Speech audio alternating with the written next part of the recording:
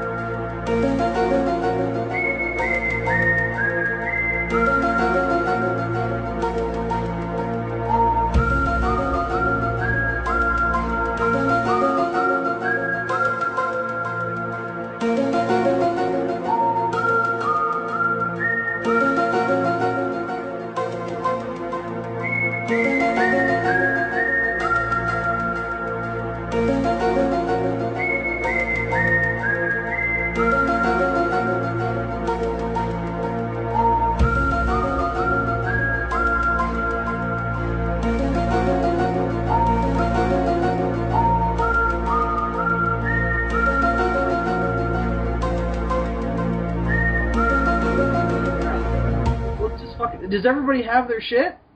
Yes. Their urban legends? I didn't save any specific articles. I just have it all. I have notes written down for each. Yeah, I have. I just read a bunch of articles. No, that's okay. Well, I just read a bunch of articles and kind of then mentally. If you just have the articles, then just summarize them. I just have all I have is a creepypasta story. I have several stories. I didn't get any creepypastas. I just did like the whole urban legends thing. So I've just got urban legends. Okay. So, Dylan, you've been quiet. That terrifies me. No, I got a thing. Oh my god! Alright, let's just dive right in then. That's a great note to start on. Hello everyone! I am Zazubaar, and welcome to episode 47? 47? Is it 47 or is it 46? No, it's 47 because okay, I remember making the title card for last week. Episode 47 of the Sons of Serizawa podcast. Welcome everybody. Joining me as always, I have Adam Noyce. Hello, YouTube. Dylan McCandless. Hi. And Andres Perez, a.k.a. Kaiju Noir. Rocket punch, motherfuckers. And he fucking waited a second, that piece of shit up. Once again, in a shocking turn of events, David is not here. If anybody is surprised at this point, I recommend that you stop being that way, because it's going to happen a lot, and I don't think anybody's heart can take that kind of strain. So, bear that in mind. So, tonight, we have a very specific goal of which we are going to do. And for the identification and the execution of that goal, I turn over the reins to my good friend, Adam Noyce. Adam, take us away. Well, recently, I've been very much so interested in a bunch of creepy stories. Don't know why, but, once in a while I kind of get into that mood, and I was listening to a bunch of creepypastas, and I started listening to Top 15 Scariest Stories of All Time by Danger Dolan. And I like that guy. Yeah, I like that guy too. And I started getting creeped out, and I was like, well, these stories are cool, and I think it would be worth... They make me shit myself, They make me shit myself and have terrible nightmares, so I'm going to force everyone to endure the pain. Right, so you're taking out your aggression on on us, and then by extension our listeners. Yes. I like this plan. I'm a big fan of this I like plan. this plan, too. You know why? Why do you like this plan? Because I created it. That's exactly why. Even if it's a terrible plan, you have to support your plan. Right. Otherwise, what kind of asshole are you? I don't know. That's the thing, Who knows, man? Who knows? How many varieties of asshole are there? I think there's at least 5. Okay. If not more. But I think it's specifically 5. We need to make a T-shirt where there's like a diagram. I think we do. Yeah, we need that diagram back. We need to sell that. If we have a lot of listeners who are drawers. You can go ahead. Are any of these categories of assholes dependent on whether or not they are infested with rats? No, I think that's a byproduct. That's like a symptom of being an asshole. So you got to be diagnosed as one of these 5 assholes, and then you are given asshole rats. to fill up your butthole with. Fascinating. Yeah, that's Speaking what of- I think. In total honesty, yeah. Speaking of horror stories, so Adam, why don't you give us the first one, buddy, and get us going? I should probably open the document, shouldn't I? Probably that might help. I mean, unless you want to like recall it from memory and like. Well, there's stammer one that I your way could. through Hold it. on, I gotta do this. This is. No, just pull up the document. We can vamp for a second. Yeah, I'm pulling up the document. No, it's right here. Hold on. Oh, okay, perfect. There it is. Now, I have a creepy story, and it's called A Korean English Teacher. Ooh. Now. Oh, okay. That sounds great. This is actually... Considering the last Korean ghost story we talked about on this show. Wait, is this based on that video where it's the girl and she's like, "I want a cock. No. I want cock." No, this is based on the video where she wants the cock. I mean, I saw many videos where a Korean woman wants the cock. This is not a Korean woman wanting Compound of Chaos. Oh, no scope. That's fine. Smoke weed weed every But this story genuinely freaked me out when I heard it, and Okay. it's about this girl who was an English teacher in Korea.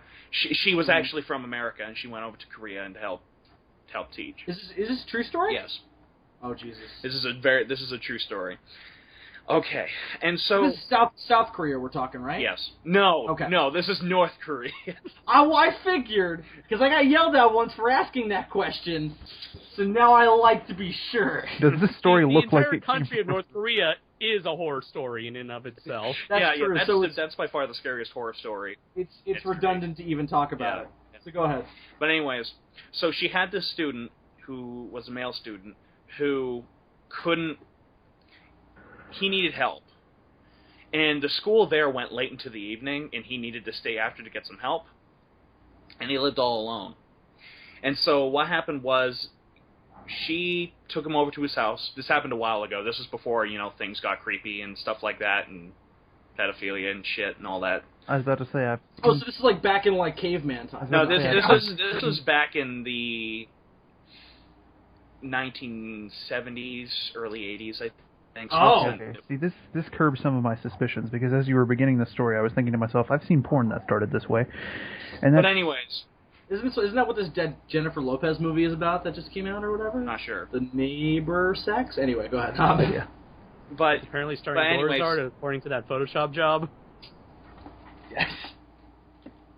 But anyways, so she helps him out and stuff like that, and it gets really late. Now, he lives quite a ways away. He says, "Can I please spend the night?" And she, naturally, is like, "I don't really want you to do that because you're a male student, And this is going to turn into a porno. and this is not going to turn into a porno." Damn. And so she sets up some place for him to sleep, because she only slept in an apartment, like this tiny little apartment thingy. And so Uh-huh. she put something on the floor for him to sleep on, and blah, blah, blah. And so she falls asleep, and she's woken up by him shaking her, shaking her shoulder to wake her up. And he says, "I'm hungry." All right? Now, this isn't going to turn to a porno, I swear. But he's like, "I'm Oh, starving." because he was shaking her, and I'm like, I know where this is going. No. Like he says he's starving, and she's like, "There's ramen in the fridge or whatever. Go make it." And he's like, "No, I'm hungry. Let's go to that 24-hour place down the street where we can get food." And after about 20 minutes of persistence, she's like, "Fine." And so this kid is really pushy. She gets up. No, you're Yeah. gonna understand why in a little bit. I don't like this kid. She gets up, and they go outside, and he looks at her and says, "I'm not really hungry. I need to get you out of there because there was somebody sleeping under your bed." Oh. Because he was sleeping on the floor, he could see under her bed. What the fuck? And so they called the police and everything, and they found out that there was this homeless woman that was sleeping under her bed. Oh shit. And every time she would leave to go to school, because she'd be at school for a long time, the woman would come out. Oh my fucking god. And why was she under there? because she was homeless. How did she get in? She got it. Like, She apparently through the got in through the window. Oh my god. That is So what happened to the woman? Go to jail, woman, or? the woman was arrested and everything, and that whole shit. But I read this story, and it genuinely fucking creeped me out. Well, what I wonder is, was the kid like on the floor? What do you think the kid knew before he even asked to spend the night? No. I think what happened was that he was trying to fall asleep on the floor, and he rolled over, and he saw that fucking person underneath her bed. See, in my head, what I'm picturing is like he rolls over, and he just sees like that face from The Exorcist, like that face, the face of Pazuzu, and Pazuzu. He looks in there. I based my YouTube name on that guy. No, I didn't. No, I didn't. And he looks under there. Zazubaar. Yeah, exactly. That's like my arch nemesis that I fight. That's what happens if Bill gets possessed. He becomes Zazubaar. That sounds like a stupid like Venom kind of thing, where it's like I get possessed by an alien and get superpowers and just become a real asshole. So, you are in it. So I. Well, no, you turn into Tobey Maguire from Spider-Man 3. Oh, yes. So I go around like doing jazz dance moves and acting like a real prick. So it's basically the same. Gotcha. Okay. So that's what I imagine. And if I would have done that, if I would have saw that face, I would have been like, do you have a gun? I have a gun, good sir. I need to exterminate a pest. Well, this is Korea. It's illegal to own a firearm in Korea. Oh, is it really? Oh, yeah, it is. But she's American, wouldn't she, like, fucking, like, she has, like, a secret stash, maybe? Is it that way? What? Is it that way? This is a teacher, Bill. This is a teacher. Teachers don't believe in guns. Teachers aren't allowed to defend themselves? What about an assortment? It's against their culture, Bill. It's against teacher culture to have a gun. Yeah, that really widespread teacher culture. Oh, no, it's more powerful than you think. It's like a fucking cult.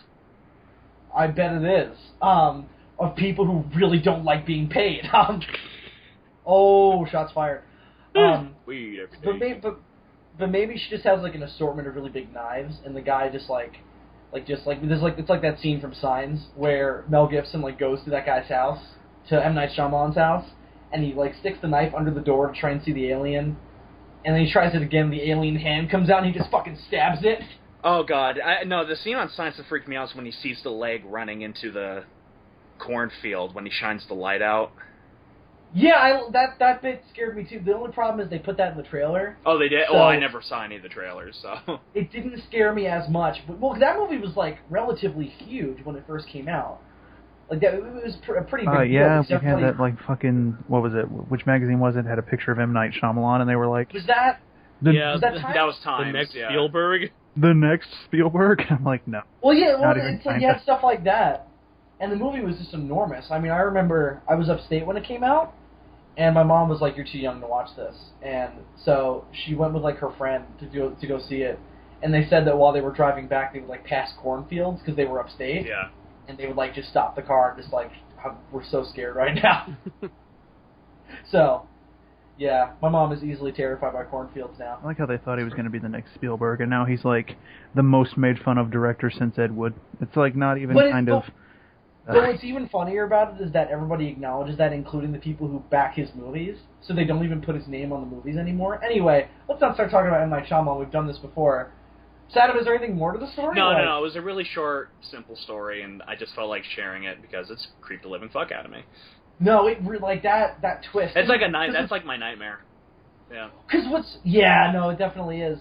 But what's really scary about that story is not necessarily, or what works really well about it is not just the kind of shock of the twist. It's the build up because there's this kid sleeping at this woman's house. Yeah, you think that something's going to be with this kid. Yeah, you just think the kid's not. gonna go fucking primal and just fucking kill this woman, or it's gonna be like that movie The Orphan where the kid turns out to actually be like a 45-year-old man. I haven't seen that movie for a while.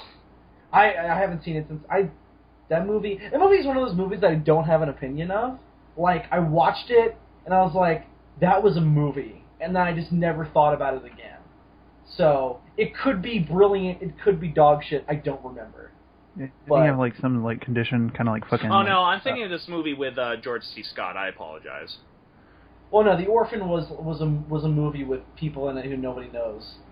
And It had like that one thing that they sold the movie on with the little girl, and then there was this really awkward scene because it's actually a little girl playing. It is actually a little girl playing the character. Yeah. And there's this scene later on where she tries to seduce the father because she's actually like a 45-year-old woman. Yeah, she's basically like Baby Doll from that episode of Batman. Oh yeah, okay. She's exactly like Baby Doll, and it's just really disturbing because again, it's an actual girl playing this part, and she's like all dressed up like a slut trying to seduce the father, and the father's just crying because he just doesn't know what to do. It is a fucked up movie, but I don't remember if it's actually any good. Probably not. Like, if I watched it now, I'd probably be like, this is pretty terrible. I actually did an episode of SVU kind of with that premise, where there was this girl who had a condition where she looked really young, but she was actually like a teenager, or not even, she was actually like full grown. And like, so this fucking like pedophile, like, is having this relationship with her, but the thing is, she's actually not a child, so it like, it's this big gray area, like, is this a crime or not? To me, that's crime. But you know. Wait, hang on. I didn't hear the first part. So he is a pedophile. Yes. By trade. And however, the girl that he is with is not actually a child. She is a fucking like grown woman. She's an adult with this like. Okay. Well, she's technically It adult. looks She's like a child. She's technically an but adult. my question she's like 17, is, 18. She's still not very mature, but she's old enough to make her own decisions under the law. Okay, so my question is, has he pedophiled? Is that a word we can use? I believe that's a verb. As Okay, he dilly-dallied. Has he done it before with people who are not, or with kids who are not of age? And then he's now using this as kind of a way to get out of it? I'm not. Do they ever get into that? I'm not sure. It's been a while since I saw this episode. I don't want to debate the merits of this on this fun, wacky episode of the Sons of Serizawa podcast, but I don't know. Yeah, if asked me, I'd be like, that's not... It's one of those episodes that's just designed to make you feel really uncomfortable. And well, it's one of those... it's one of those kind of messagey episodes. Anyway. So, Adam, that was a great story. That was... Because all the ones that I have a supernatural twist. That's alright. So... No, I know it's fine, but I'm just saying, like, that one really impresses me because it's not supernatural. And because it's absolutely 100% true. Yeah. So... And it happened to any one of us. Happen to your children or your children. To you. The decision is yours, Captain Planet PSA. So what do you guys want? Do you guys want to go round robin and just kind of each give a story, and we'll go back around as we go through the list? Okay. Yeah. All right. So Andres sounded so sad there. He's like, okay. All right, we'll do that. All right, maybe Andres is like a trilogy, so you wanted to do them in succession. Andres, why don't you go ahead? You're usually pretty good about preparing stuff like that. I want to see what you brought to the table. Let's see. This is a story that I've been told the story many times growing up. I'm pretty sure, from what I understand, this is a popular urban legend amongst teenagers, and I'm not sure whether or not you guys have already heard it. But the story was... Is it called the birth control urban legend? Because if so, no, it's not real. No. Is it like that thing where you turn out the lights and turn around in front of a mirror and say Biggie Smalls 3 times? No, Yes, exactly. There's like a ritual you can go through. It's like, I don't have a condom and she's not on birth control, but there is a way we can get around this. Anyway, I'm sorry, Andres. Go ahead. That's all right. Okay, so the story is called The Licked Hand, and the story involves... Bill, I told you this story on an episode of DFOS, remember? Wait, this is The Licked Hand? Yeah, the one... Well, he'll tell the story, and maybe you'll remember. The episode where I went into, like, all those urban legends I saw in that Watch Mojo video. Oh, okay, go ahead. I know this story. Go ahead. I don't, so I'm excited. Okay. Yeah, all right, thank God. It's just as good as the one you just told. Go ahead, Andres. All right, so there's this young girl who's every night she's afraid of the dark. She's afraid of things that go, any noise that she hears at night, and she always sleeps with with her dog in her room, sleeping under her bed. And to I have heard this one. Well, I guess at this point no, just tell it. No, tell it for the listeners. Perhaps the audience hasn't. Yeah, tell it for the listeners. All right, so every night she always, just to help her sleep better at night, she always has her dog sleep under her bed, and whenever she gets afraid of whatever weird noises she hears, she places her hand near the dog so that the dog can lick her fingers, letting her know that the dog is there protecting her. One night, she hears a dripping sound all through the night, and being afraid, she naturally has the dog lick her hands. She feels the dog, and she goes to sleep. The next morning, she decides to go to the bathroom, where she sees the corpse of her dog and realizes that dripping sound was the dog's blood from the head of the head of the shower. And on the shower wall, she sees written in blood, "Humans can lick too." Oh! Yeah. That is fucking... Oh, God. That story fucks with me. God, we have a problem with beds, don't we? Yeah, well, the ones that you both told are like things that happen. Somebody is under the person's bed, and they do something. And there's like a plot twist where it seems like everything's okay, but then everything is not okay. What I want to know is this person a serial killer? Because that's a very specific MO. And he goes after dogs. Also, okay, so hang on. I don't think this story is true in the sense of... I bet you it's based on a merit. I bet you it's probably based on an actual crime, but it's been somewhat simplified to build it up as an urban legend, kind of like one of the ones I'm going to talk about. But yeah, because it's too specific. Like here's what I'm assuming, based on if we're going to assume that this is true. The person who killed the dog must have been living in that house, so it must have been one of her family members. Right. Because otherwise, how the hell would some random stranger No, I know? thought it was an apartment that she was living in. Oh, is this person an adult? I always thought it was a child. No, it's a young girl. Oh, so it is a child. Yeah. Or is it like some... Okay. So I'm assuming she's living in her house with her family, and somebody who lives there, though. Somebody could have just broken in and done this shit.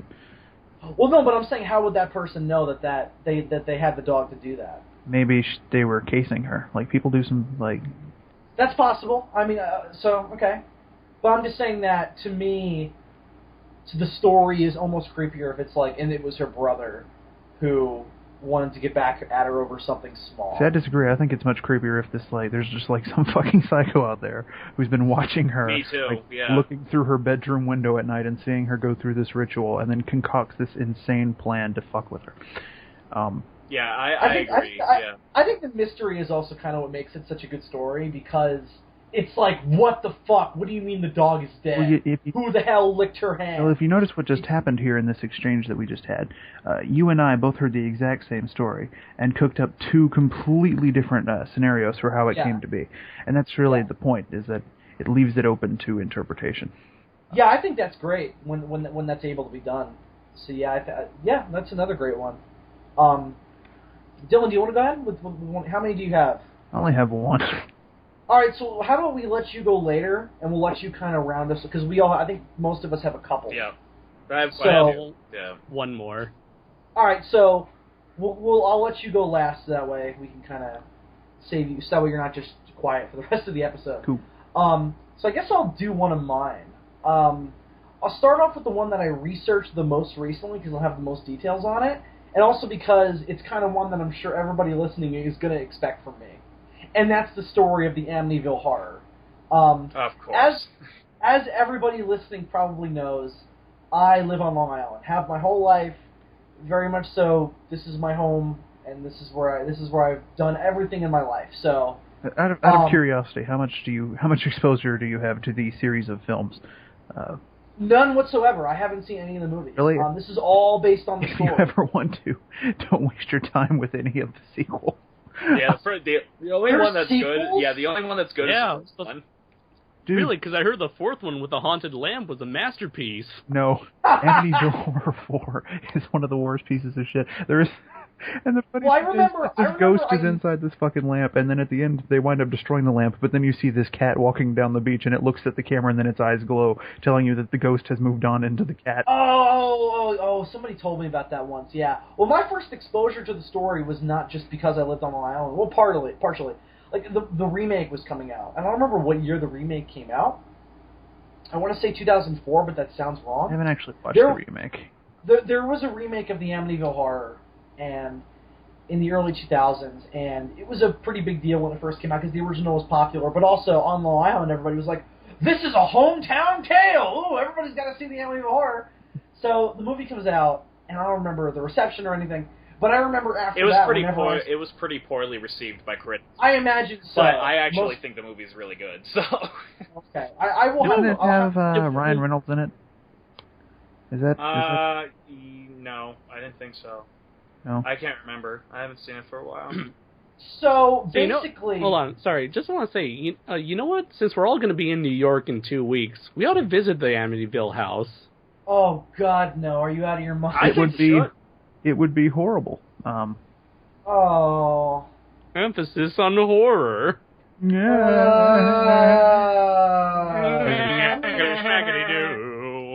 mean, I think it's just a house with like Oh, a and plaque on it that goes, "People died here," and it was really sad. well, the last that I But- saw, it doesn't even have those like creepy ass windows on it anymore. They like replaced them. No, because somebody Well, lives there. I think. what's the story, Bill? I'm sorry. What's the story? All right, so Amityville was a town that is it's about a 20-minute drive from New York. Adam, you've been there. It's where our friend Jake lives. Yes. And he lives about 10 minutes away from the house. And basically, what happened was a family moved into this house in about 1974, and you know they were kind of living happily and everything. And what happened just one day, just one random day, their son wakes up and goes, "You know what I'm gonna do? I'm gonna gun down everybody in my fucking family." Because that's what every normal kid does. And he proceeds to go to his garage, take out a shotgun, and kill his 2 sisters, 2 younger brothers, and both of his parents. And then what he does is he puts the shotgun back in his room, locks the house up, drives to Brooklyn, and goes to his job working for his grandfather at a Buick dealer. And he gets rid of his bloody clothes and everything, and anything on him that can be used to pin him as the murderer. Goes home, locks the house up again, goes to a bar, works himself up to crying and kind of manic kind of energy level, and then proceeds to tell them that he just found his whole family dead. They call the cops, and then the cops and the media swarm the house, and they're like, "Whole family found dead." No idea what happened, because the reason why the murders were so kind of ambiguous at the time, and they didn't stay ambiguous very long, was that they hadn't even woken up by the time they were dead. They were just killed mid-sleep. Because this guy literally just shot them while they were sleeping. So they had no time to wake up. So everybody was like, what the fuck happened to these people? Because there was also no signs of a break-in or anything. So everybody was just really... It threw the police for a loop. Until they checked out the older son's room. And they found the shotgun and the shell casings in that room. Why would And you then leave they were them like, there? Well, that's the thing. So they bring him in for questioning, because obviously that's not necessarily a given sign that he did it, but through that... Because at first he tried to blame it on, like, his friend. Like, his friend had keys to the house, and he came in and did it. But that didn't... He had an alibi. And he was convicted. He also basically confessed as soon as that story didn't work. So he confessed to the murders, and I think his lawyer tried to get him off on insanity charges, but that didn't work, and he went to prison. Good. But that's not I think he got what he deserved. So that's not the story. Damn it! I was really pulling for him there at the end. That's just the backstory. Because the real story begins when the next and I wish I remembered their names. I don't. The next family moves in a year later in 1975, and again moves in happy and healthy. Nothing wrong with the family. Yeah, this is where the story gets creepy, if I remember. And they move in, and from the get-go, shit is not cool. They're reporting, they talked about how, like, they would go to sleep at night, and they would just hear, like, these faint vibrations in the wall that sounded like music, and then gunshots, just consistently throughout the night, and they couldn't get a wink of sleep. How soothing. Exactly. That's what I sleep to every night, yeah. Oh, yeah. Gunshots. And they were just like, what the fuck is going on? And then, about a week or so later, their little girl, because they had a young son and a young daughter. They were a younger couple than the previous family, obviously, because the previous family had, like, in a couple decades they were living in that house. So this was a younger family. And the daughter was talking about how she had a brand new imaginary friend that she would speak to. and she would tell her like these really creepy things about her family and about how her brother was out to get them and everything. And they asked their daughter, what's your imaginary friend's name? And she was like, her name is Jody. And Jody was the name of one of the little girls who was killed by her older brother in the previous family. So she was one of the murdered little girls. And her parents were like, okay, that's fucked up. And what made it even more fucked up was that they didn't know about the murders until they started asking about it. And then they realized, oh shit, this is the house where those murders happened. And again, the little girl didn't know about that family, so who knows how she found out the name. So then, things are not good, as you'd probably figure.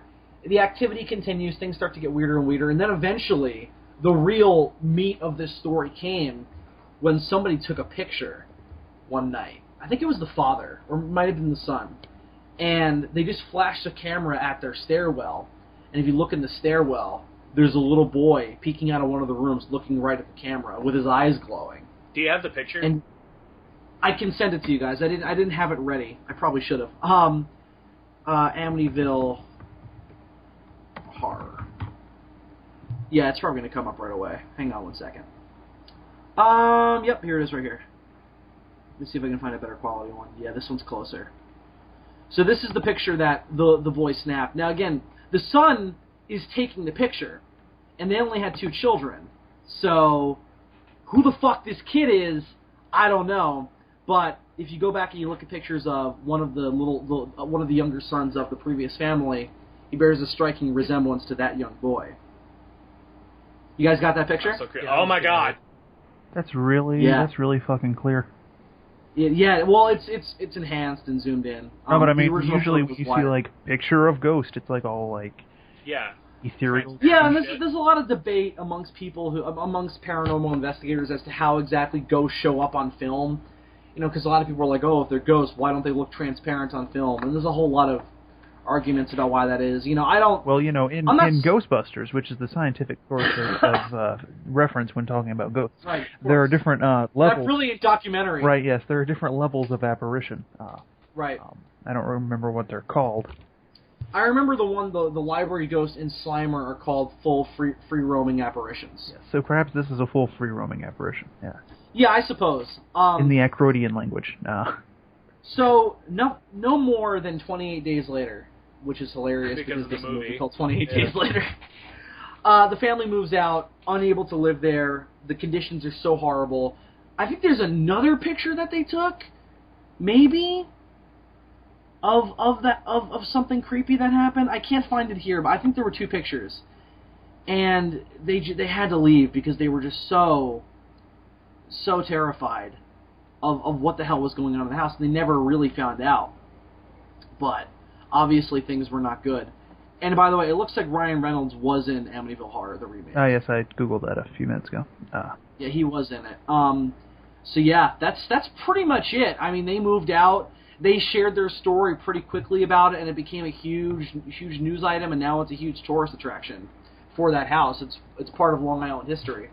Yeah. So it's now. Listen, here's the thing. They made out pretty well too, because they made a lot of money off that book. They really did. I'm not a big fan of ghost stories. I find them boring a lot of the times. I don't know why. Just ghosts never really do it for me.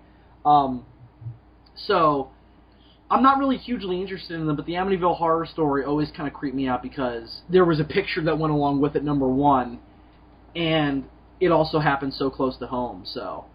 That's why I figured I'd share it, just to kind of start off with something a little more routine, because again, it's Long Island, so I figured it would make sense if I told that story. I wondered if they took any inspiration from this story when they made the original Poltergeist, because it's very similar to Poltergeist without any of the whimsy.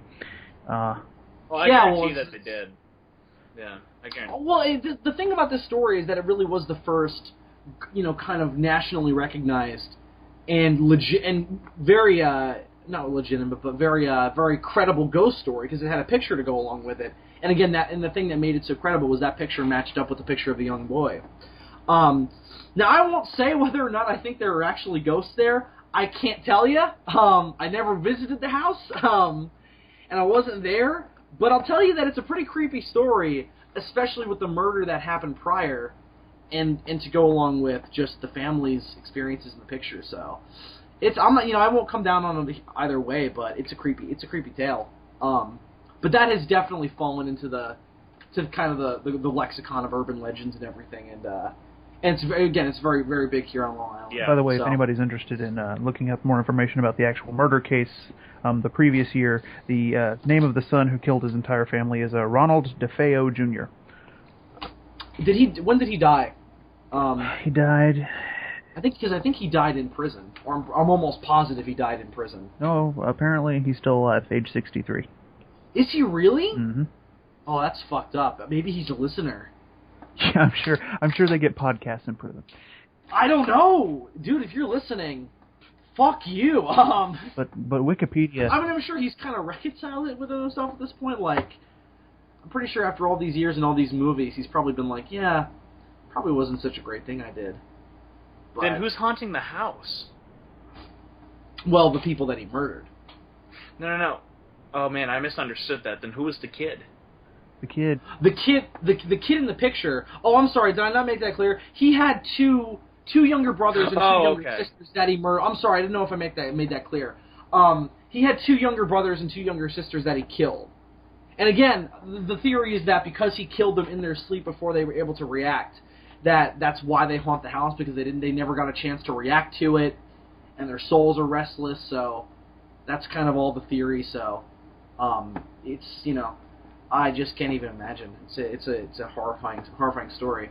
The only thing I've always found creepy about ghost stories, as opposed to your other kind of supernatural urban legend type stories like Bigfoot and alien abduction stories and all this different stuff, is that ghosts are much harder to fight back against. Like, if you get attacked by a Bigfoot... What are you going to do, kill him? Yeah, exactly. It's like, if you get attacked by a Bigfoot, in theory, you can defend yourself. Like, obviously, if you know Bigfoot mythology, they're pretty fucking, formidable in their size and ferocity, but realistically, you could, like, pick up a gun and shoot one in the fucking face. Right. But you can't do that with a ghost. With a ghost, it's like you pick up a gun, you shoot it in the face, and it's like, I already got shot with a shotgun. What do you think that's going to do?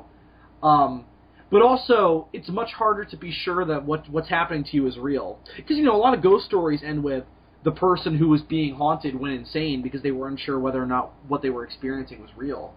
Like, I remember there was an episode of The Incredible Hulk, which it's one of the worst episodes, but it's not bad as it's just a ghost story where David Banner, like, shows up at this girl's house, and she's living all by herself, and her little sister had, like, drowned, like, a year previous, and they're trying to figure out if the house is being haunted. But all it actually is it's people who want the house to go up for sale, trying to drive the girl insane, so that way she'll have to leave. What a dick. So it's... Yeah, it's a bunch of people. What a bunch of assholes. And then obviously, what a bloody legend. And then David Banner turns into the Hulk and kicks their ass and walks off into the sunset. So yeah, that's the Amityville Horror. So yeah, true or not true? You tell me, listeners. That's a fucked up story. Not really sure if he had to turn into the Hulk to resolve that. The Amityville Horror? No, the fucking episode. Yeah. Well, obviously you need the I love it when the Hulk Hulk to fight. showed up in the Amityville Horror. Who else is going to kick that clown's ass? My best. Well, no, my 'cause favorite it's part of the Hulk movie. Well, you know how the Hulk works. He turns into the Hulk twice in an episode, and at one point he like falls down some stairs and turns into the Hulk and doesn't do anything. He just kind of gets out of the situation. Because I remember this image of just like him falling down a stairwell that was underwater. Like I guess they were trying to drown them, and like he turns into the Hulk and gets them out, and she gets knocked unconscious so she doesn't see the Hulk and. Whatever. I told you, it's one of the worst episodes of the whole series. I mean, it sounds like a Scooby-Doo plot. There are a couple episodes of that show that sound like a Scooby-Doo plot. But anyway. So, Adam, you want to get into your next one? Yeah, speaking of imaginary friends, this is another one that's apparently real. That didn't so much creep me out as much as it did perplex, just kind of intrigue me. And it's called Antique Dresser. Mm-hmm. Now, there's this kid, this little girl, who had a dresser in her room. And that dresser has been in the family forever. Mm-hmm. And she also says that she has an imaginary friend by the name of Patrick. And, of course, the father's like, every kid has an imaginary friend. I'm not going to stop that or anything, right? Going back to my beer and sports. And the father one day asks, who is she talking to? And she said, his name's Patrick. The father immediately freaks out. All right? The father freaks out and calls his brother. And they take the dresser out immediately and utterly destroy it. And Patrick went away. Oh. And what I found out was that they found out that the uncle, when they were living together, had when that dresser was in their parents' house when they were little kids, their uncle had an imaginary friend by the name of Patrick. And what wound up happening was that he was traumatized by Patrick. Like he was told to go hang himself and shit. And they thought that his brother was just crazy. They thought that their brother was just crazy. And then all of a sudden the kids started hearing about Patrick too. And they happened to have the same dresser in the room. Now, he didn't, like, tell her, like, oh, your uncle lost his mind. No, Okay, I so think anyways, the little girl, the daughter would have been way too young to even comprehend it anyways. Or even take that name. That shit always freaks me out too when it's like a specter is connected to like an object. Yeah. Where it's like the haunted lamb from Amityville Horror Far Off. Why the hell isn't this a movie? Like, that's a prime movie plot right there. I don't necessarily think that works as a 2-hour movie. Oh, you'd have to fucking. It'd be a nice short movie. You know what? It would be a good anthology horror episode, like your Tales from the Crypt or your Twilight Zones or one of those type of stories. I don't think that works as a 2-hour. You'd have to figure out some way to kind of. Well, you would have to drag it out. You couldn't have the dad just pull out the dresser and destroy. You have to add in like a subplot of like the father is trying. They're getting a divorce. Yeah, or trying to start up Maybe he tries to just... He's trying to be an inventor or some shit, or... So basically, it's the plot of Transformers. Maybe he tries to destroy it, but he can't because it's, like, fucking possessed and shit, and, like, his axe handle breaks. Because it's the Transformer? Yeah, no, because it's, like, fucking possessed and shit, and then he has to, like, fucking call in an old priest and a young priest, and... Yeah, exactly. It's kind of... You have to drag it out in that way. Also, there'd have to be a big kind of spectacle. Because the thing about movies like this, and it's kind of unfortunate, but... Stuff like The Exorcist and Poltergeist kind of made it a rule where all of these type of movies have to end as being a spectacle. So the last scene can't just be the family going, this is fucked up, we need to get out of here. It has to be the demons possess somebody and like there's always some big special effect and somebody turns into a monster and like runs around the house and the house gets destroyed. Right. But I think it's creepier when they don't end that way, because that ending is so cliched at this point, and it's also way too big for a story like that. It also oftentimes doesn't make any fucking sense. No, not at all. Like the ending they had to tack on to the original Nightmare on Elm Street. Yeah. So it's just unfortunate that that's become a trope, and everything has to abide by that. And we can't just have like these smaller stories where it's like the most spectacular thing that happens is a guy destroys a dresser. Right. So, yeah. Cool. Andres, what's your next one? All right. So this is a creepypasta that I read many, many years ago. Oh, hang on, a question quick before we get into your next. This is something we should probably have done earlier. Uh-huh. Where the hell does the name creepypasta come from? It comes from the term copy and paste, which was sometimes called copypasta, which was then turned to creepypasta. That's stupid. They're stupid. That is dumb, but that's kind of awesome because it's like it's a name. It's like a mistake that became a name that is entirely derived from the internet and how the internet works. I always love shit like that. Kind of like it's kind of like how we wouldn't have this whole fucking Slender Man thing if it wasn't for the internet. For that Photoshop project, or like there's that story behind Tomorrow Never Dies, where the guy who was writing the script, like he was writing the title, and it was because the original title was Tomorrow Never Lies, which makes more sense with the plot of the movie. And he accidentally wrote it as Tomorrow Never Dies, and like the producer was like, "That's way cooler," so that's why the movie is called that, even though it doesn't make any fucking sense. Anyway, so I just wanted to know. I never knew why it was called that. I always thought. For the record, I just want to say my last two stories were not creepypastas. They were actual stories.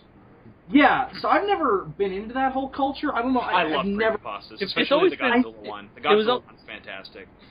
That I've heard the Godzilla one's awesome, and I've been meaning to like listen to it, but you can just read it because the Godzilla creepypasta doesn't really work without the visual aid. oh, okay. You I have to listen to. There's like this really lengthy video of the entire thing. It's like 40 minutes long. Oh yeah, But they're also making so an actual. They're making an actual video game based on the creepypasta version of the NES Godzilla game. I'm so excited for that because first off, the idea of Red always scared me every time he came. Yeah. By the way, Red and the other original monster Solomon are going to be Solomon. included. I love Solomon. They're both going to be included in Kaiju Combat. Yes. Colossal You know, I Kaiju was honestly Yeah. hoping that Godzilla in Hell would have been the creepypasta just put to comic. I was seriously hoping that because I was like, Red Dude, that would drawn be so by like awesome. Matt Frank. Oh my god. That would be awesome. Oh no! Did you Wait, guys hold see on. that new Red- cover that came out Wait, with the angels with Mothra wearing? I fucking loved that. I got fucking. I don't love. I was like. I don't love the way Godzilla looks on that cover, but that imagery is awesome. Very religious, and I was like, yay! Well, I mean, obviously, it's based in the Judeo-Christian mythology. Adam, it reminds me of your Mothra thing. Actually. The Mothra saga. Yeah. Oh yeah, I haven't even touched that forever. No, I just thought that was awesome. Anyway, Andres, you were saying something? Oh yeah, Matt Frank did draw both Solomon and Red. I found it right here. So yeah, Adam, you said you were interested in seeing Red drawn by Matt Frank. Well, Yeah. I have it right here. Yeah. Is Red based on Red Foreman? No. Oh, that's We're not that lucky, Bill. Damn it. Why can't there be a kaiju based on Red Foreman? No, that's just the Amityville horror person.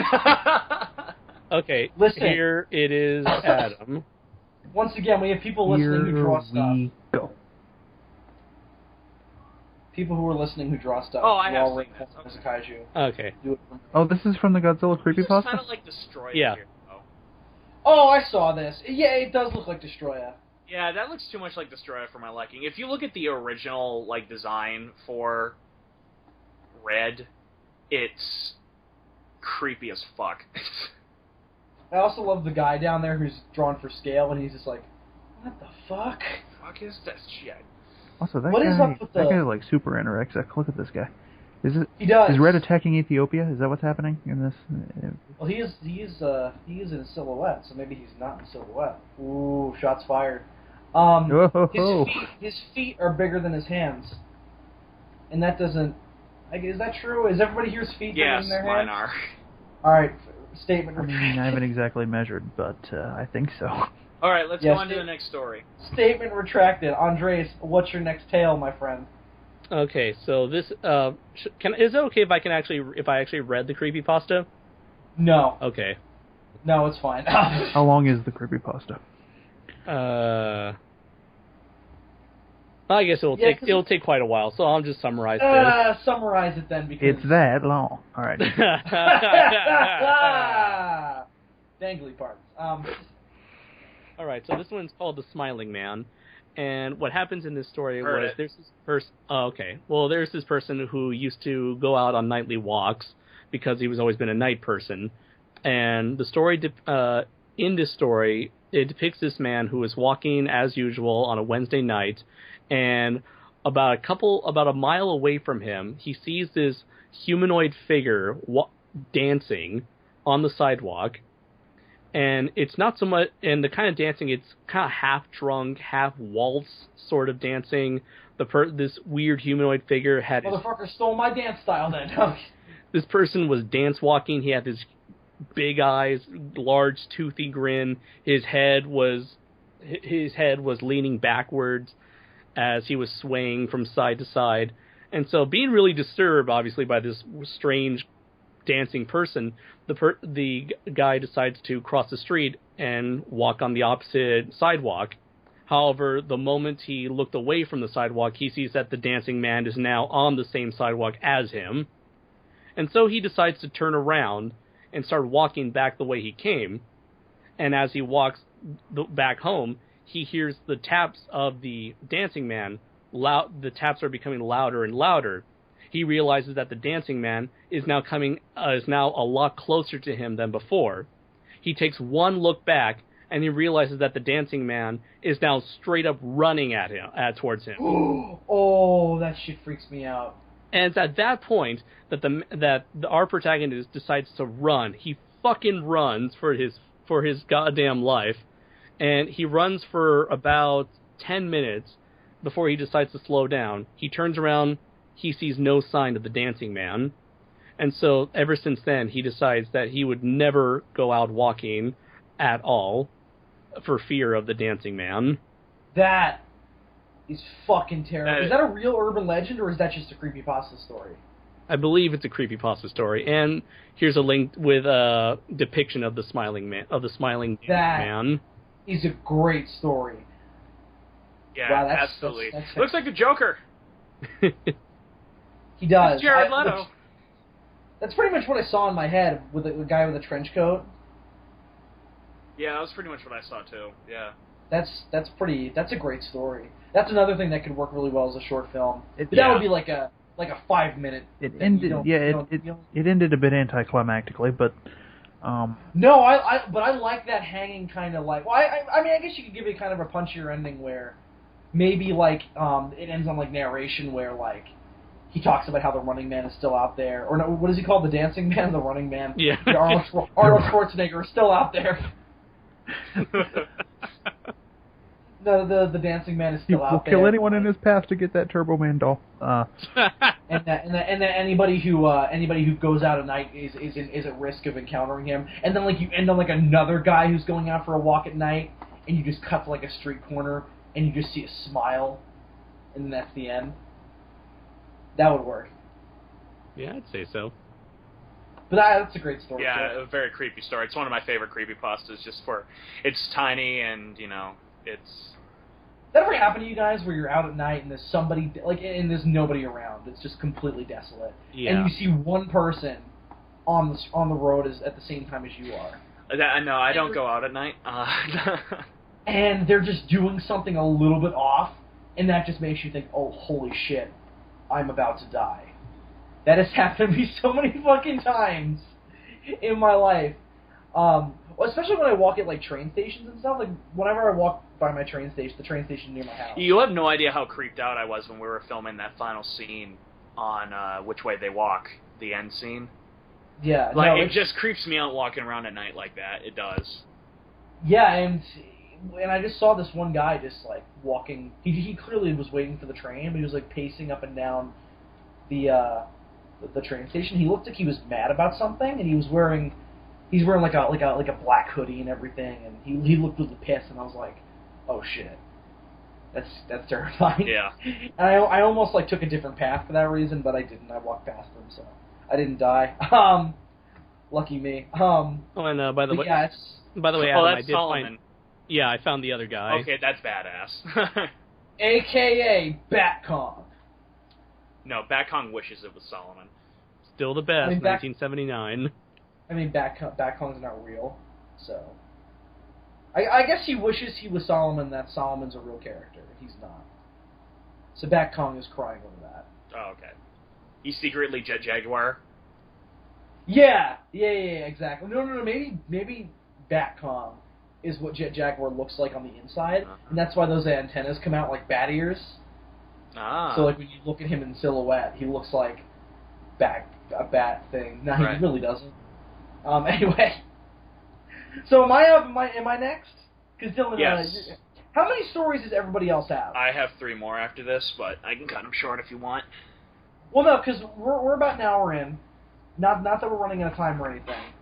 So, Dylan, you have 1. Andres, how many more do you have? I just have 1 more, but it's not as good, and it's kind of a bit of the same, similar concept. Alright, so here's what we'll do. We'll all go around one more time. Dylan, you'll go. And then whoever has any left, we'll just go. I love that me. What the hell does that even mean? Still the best. 1973. It's a phrase from the creepypasta itself. Oh, okay. Alright, so... Alright, I'll go... I'll go next, and then we'll go back around, and we'll start to wrap up. Yay. Alright, so my next one... Yay. My next one is one of the series. This is something that I was obsessed with at the beginning of the last semester of school during the winter. And that is the story of the missing 411. Now, I'm sure anybody out there is familiar with kind of ongoing paranormal mysteries, and they're probably familiar with this series of books. Oh my god, yes. It's by a guy named David Paulides, who's an ex-cop, and I should know this story by heart because I would listen to all these radio interviews with the guy, and he would always tell the same story. All I know is that he's a retired cop now, and he was retired when he started doing this. But basically, what happened was, and this isn't the story. This is a specific story from these books that I want to tell you guys because it's fucking terrifying. But this is the story of how we get to that. So this cop, David Paulides, he's an ex-cop. He's retired. He finds out about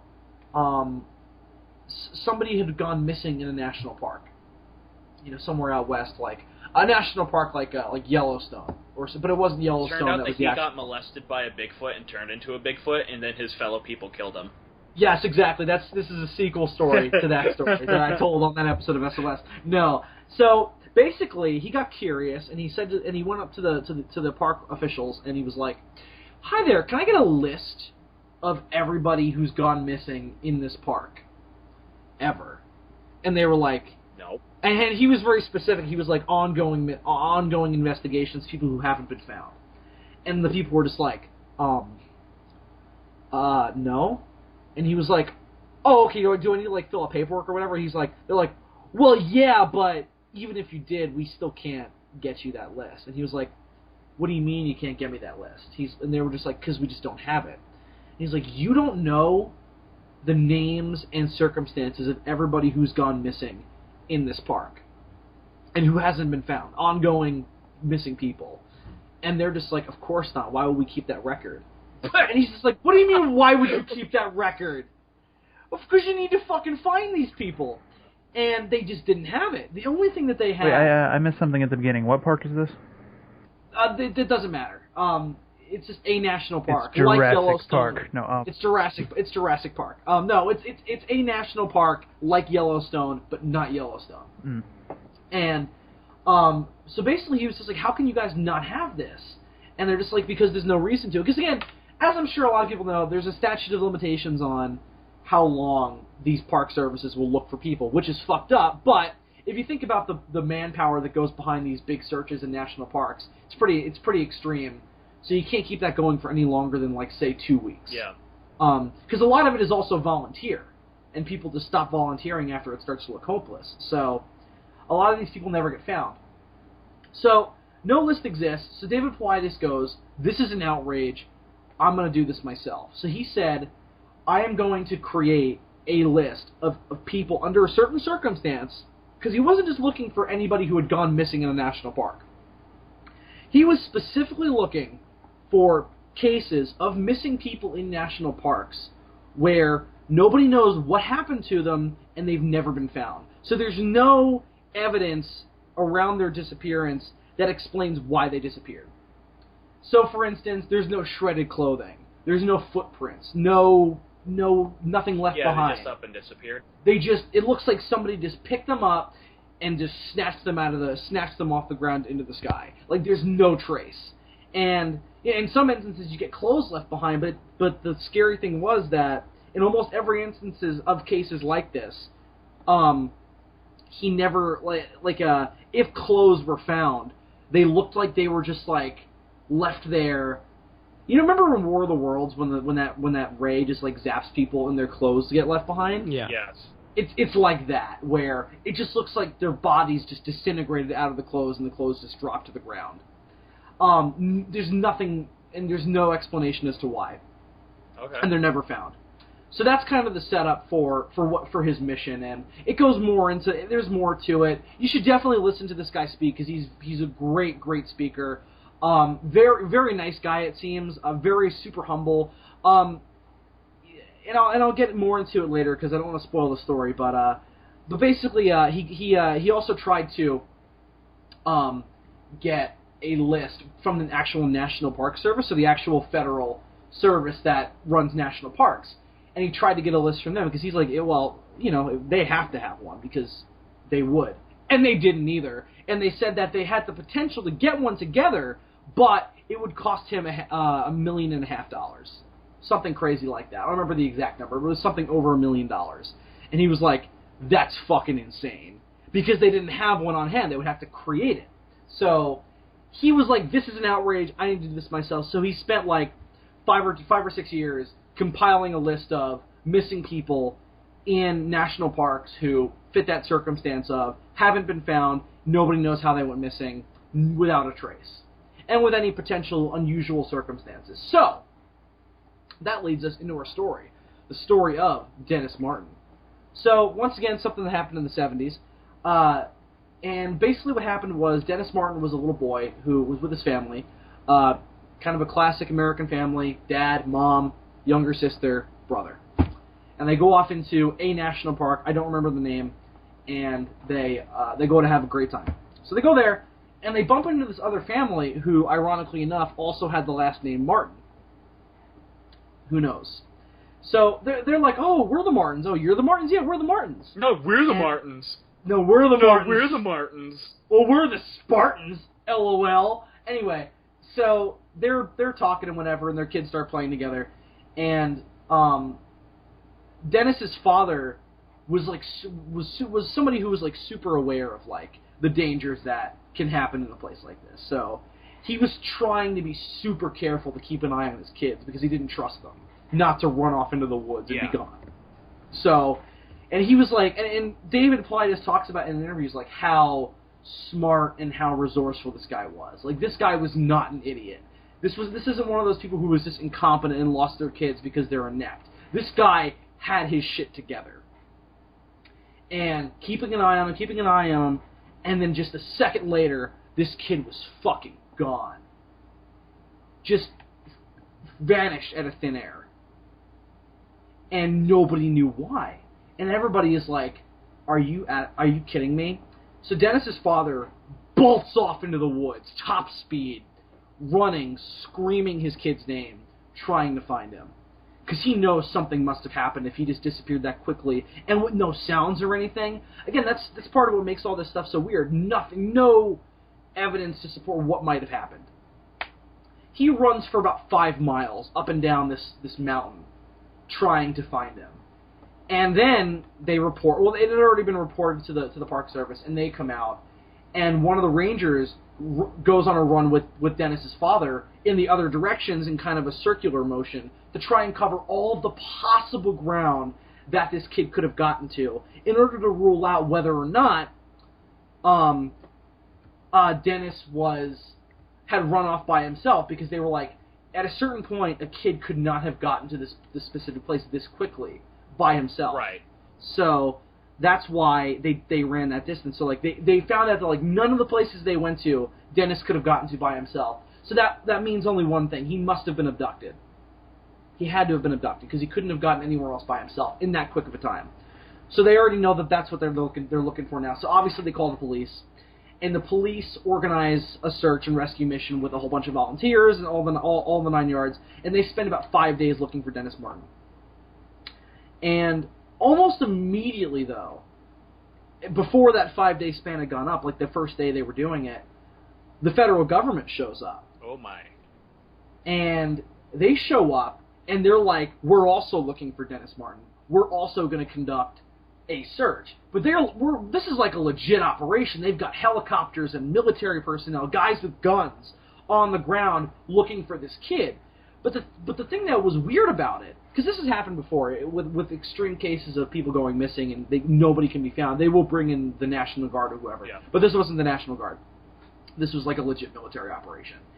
And the thing is, they didn't interact with the actual volunteer search party at all. They refused to.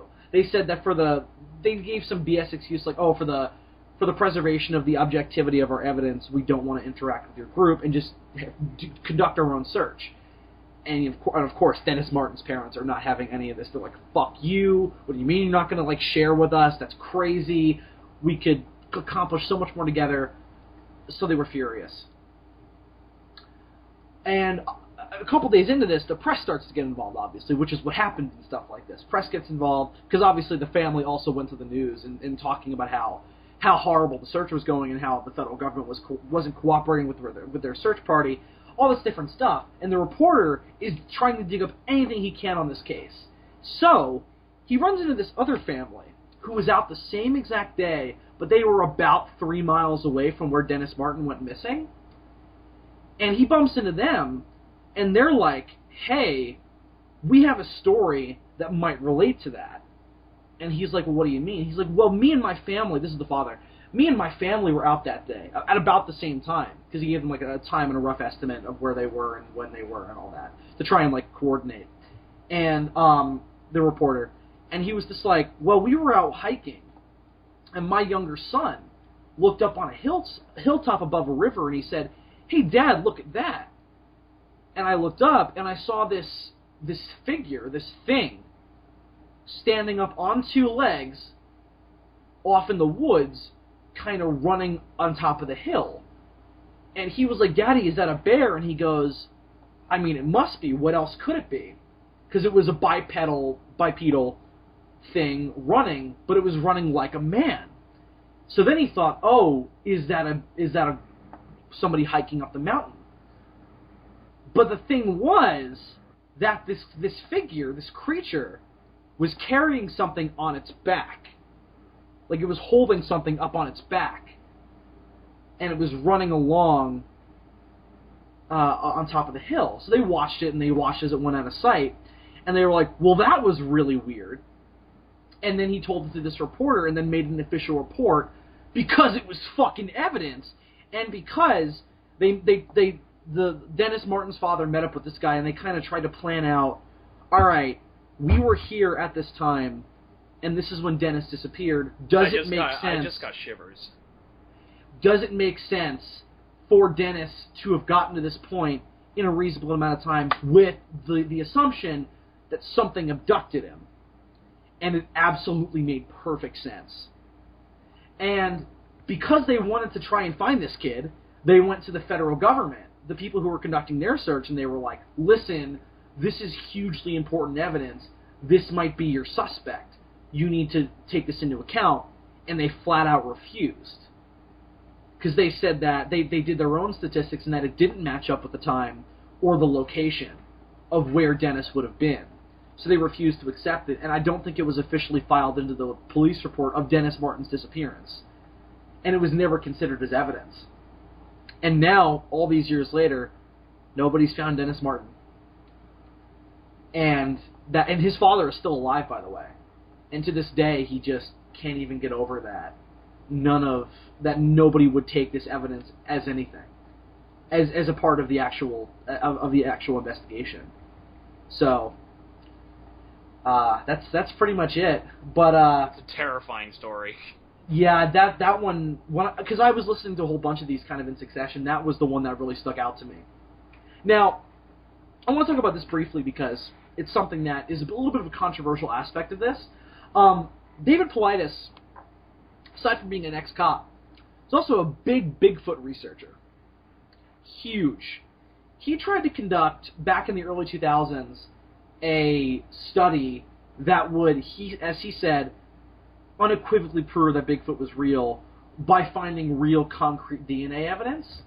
Now, I haven't looked into the full nitty-grittiness of what happened with that, but basically the scientist who he was partnered with to try and conduct the DNA investigation turned out to kind of be an asshole, and it fell through, and the project completely fell apart, and he got some really bad press because it fell apart.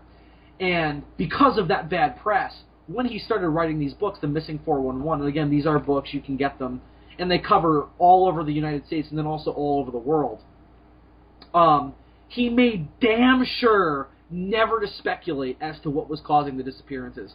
All he wanted those books to be was a step-by-step procedural breakdown of the case. Yeah. Because he was treating it like a police officer would. Objective, no speculation whatsoever. So at no point in that Dennis Martin story, as you realize, did I ever say the name Bigfoot.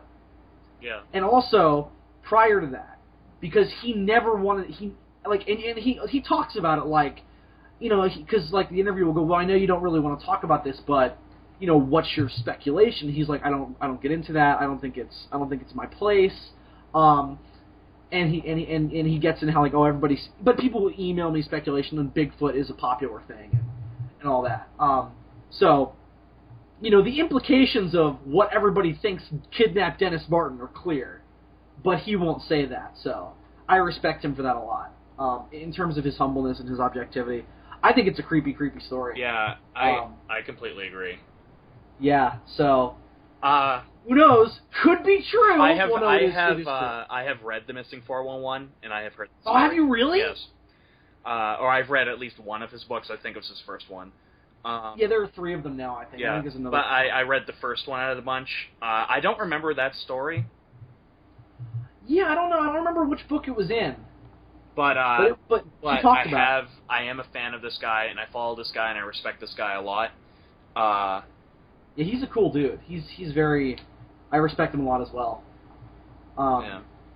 So yeah, that's the Dennis Martin story. So if you want to hear it for yourself, coming from his mouth, because obviously he does a better job of telling it than I do. Just look up David Paulides Missing 411 on YouTube, and you can find a bunch of radio interviews with him where he tells that story and others to kind of give you a taste of what the book is about. And it's pretty terrifying stuff. So definitely go ahead and look at that. And there's other stories in there, because they're not all kind of ambiguous Bigfoot stories. Yeah, some of them are like aliens. Some of them, yeah, it's not all Bigfoot. I remember that very clearly. It was pretty much just the unexplained. Like some of them, it could have been easily natural causes. Yeah, and he's very much so trying to make that clear that some of these could very easily be explained, and we just don't have the means to explain them. But yeah, there's one. And I'll say this way: there's one that was like from the 1800s where this little girl was kidnapped, and she was just like, "Oh, the dog man came and got me, and we were playing for a while." And she had like scratches on her arms, and they were like, "Dog man, what?" So yeah, there are some creepy stories in there. So yeah, that's the Dennis Martin story. So then it's my turn, correct? Yeah, I think so, yeah. All right. Now, I was going to tell you one of these, but you bringing that up, I want to talk about a story that I've never talked about on the show before, but if you're a UFO expert, you would know this story like there's no tomorrow. I want to talk about this story because I did a research paper on it last year. Oh, okay, go ahead. It took place, if you guys were to come to visit me, you guys would have to go through this place. It's about an hour away from where I live, where this took place. And it's considered the most credible alien abduction story in history. Oh. It's called the Barney and Betty Hill case. Oh, yes, I have heard of this. I haven't. Oh my god. This is by far... Oh, let me just move this way. Adam just got abducted by aliens. I just got abducted by aliens. This is by far... I say it was the dancing man. He's been beamed up. The anal probing wasn't so bad. This is by far the creepiest story I've ever heard.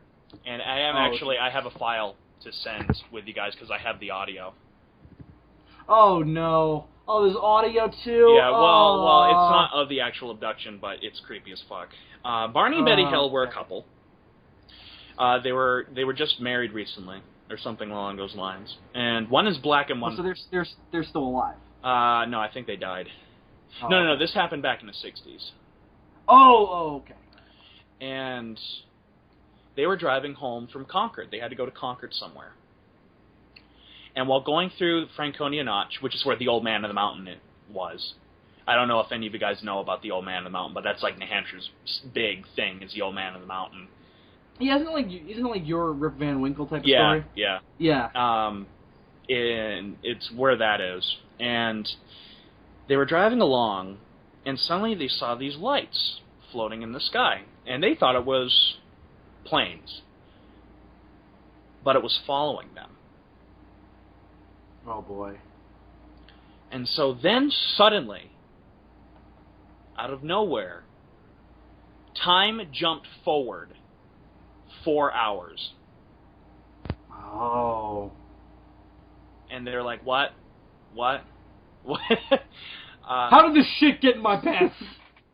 They were wondering what happened, but everything seemed to be okay, right? Everything seemed to be okay, so they drove home. They were freaked out, but they drove home.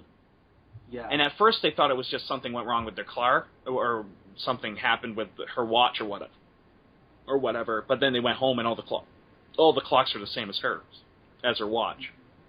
Sorry, his watch, Barney's watch. And so they're generally creeped out, but they don't do much about it. Mm-hmm. Because what can you really do? Yeah, what are you going to do? Say, oh, we just lost 4 hours. Somebody's been like, listen, you need to stop smoking weed. Right. So you need to stop smoking Somebody weed. robbed me of my time. So anyways... Hey, excuse me, officer, somebody just stole something from me. What did they steal from you? My virginity. Runs away. Anyway, go ahead. Anyways, this is where the story starts getting creepy. Oh, boy. Along the way, they start having these weird dreams. Vivid dreams. They'd wake up in night terrors and everything like that, and they'd wake up, and they were both concerned for each other, because at first they thought like each one was just having these bad dreams, but then all of a sudden Barney started describing it to his wife, and they realized they were having the same fucking dream.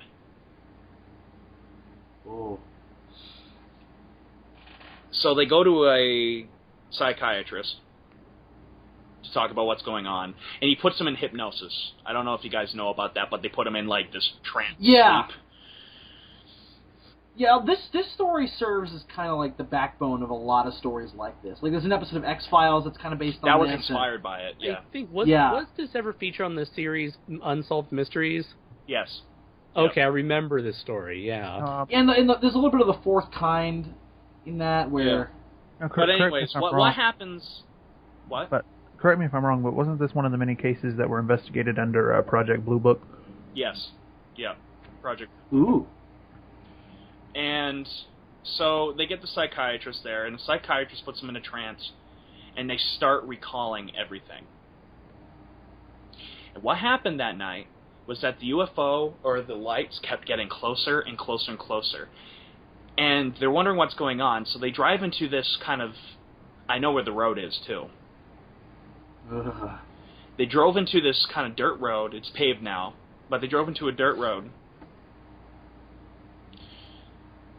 And suddenly, there were these lights in front of them, and they stopped. And suddenly, there were these... They described them as humanoid figures. They actually thought they thought they were humans.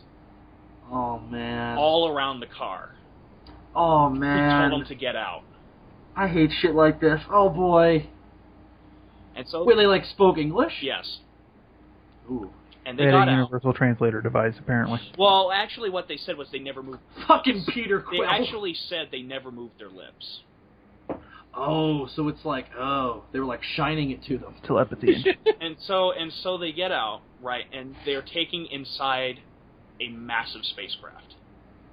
Ugh. And they go inside. And apparently they fly off. Now, I'm going to pull up the wiki because I want to talk about exactly what they talked about. So if you excuse me just for a moment. They abused them sexually. Actually, Like, yes. yeah, we accidentally left Barney, something up your butt, and we kind I of gotta want it say back. this. Barney was actually they made him ejaculate. He said several times. Oh. Oh, man. There's nothing worse than being forced to come. Ugh. Barney and Betty Hill. Yep, here it is, the Barney and Betty Hill incident. The name Betty Hill is not inspired by the band. That has nothing to do with it, That's right? Benny Hill. That's Benny Hill. Oh, I knew that. I was just making sure you guys knew it. Oh, they were approximately 1 mile from Indian Head, which is another one of those kind of resorts. And Man, aliens really love landmarks, don't they? Here's what it says. Barney claimed to have seen 8 to 11 humanoid figures who were peering out the craft's window, seeming to look at them. In unison, all but one figure moved to what appeared to be a panel on the rear wall of the hallway, which encircled in front of the portion of the craft. The one remaining figure continued to look at Barney and communicated a message telling him to stay where you are and and keep looking. Barney had the conscious, continuous recollection of observing the humanoid forms wearing glossy black uniforms with black caps. Red lights on what appeared to be bat wing fins appearing like a telescope, shot out of the sides of the craft, and a long structure descended from the bottom of the craft. The silent craft approached to what Barney estimated to be within 50 to 80 feet overhead, 300 feet away from him. On October 21st, 1961, Barney reported to NICAP investigator Walter Webb that the beings were somehow not human. Barney tore the binoculars away from his eyes and ran back to the car in a rare hysterical state. He told Betty, "They're going to capture us." He saw the objects shift its location to directly above the vehicle. He drove away at high speed, telling Betty to look at the other objects. She rolled down the window and looked up and saw only darkness above them, even though it was a bright and starry night. Almost immediately, the hills heard a rhythmic series of beeping and buzzing sounds, which they had said seemed to bounce off the trunk of the vehicle. The car vibrated, and a tinkling sensation passed through the hills' bodies. Betty touched the metal on the passenger door, expecting to feel an electric shock, but they felt only the vibrations. The hills said, at this point, that they experienced an onset of altered state of consciousness that left their minds dull, and that was them jumping forward in time, missing. Yes.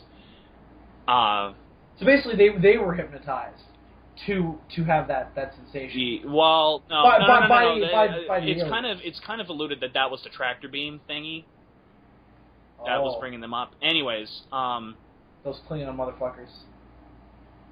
Here's what Betty recalled when she was put under hypnosis. Betty was the wife, by the way. Under hypnosis, Betty's account was very similar to the events in her 5 dreams about the UFO abduction, but there was notable differences. Details pertaining to... Oh, no, I better do Barney's first. So he gets hypnotized and everything, and under hypnosis, Barney's report that the binocular strap had broken when he ran from the UFO back to the car. He recalled driving the car away at the UFO, and so he recalls all that in the vibrations, right? Right. Barney's what shocked the guy putting him under hypnosis was that they were both of them were eerily fucking similar. Like, they were almost identical. There were some differences, but that's because they were separated. Right. The beings often stared into his eyes, said Barney with a terrifying, mesmerizing effect. You should hear the recording.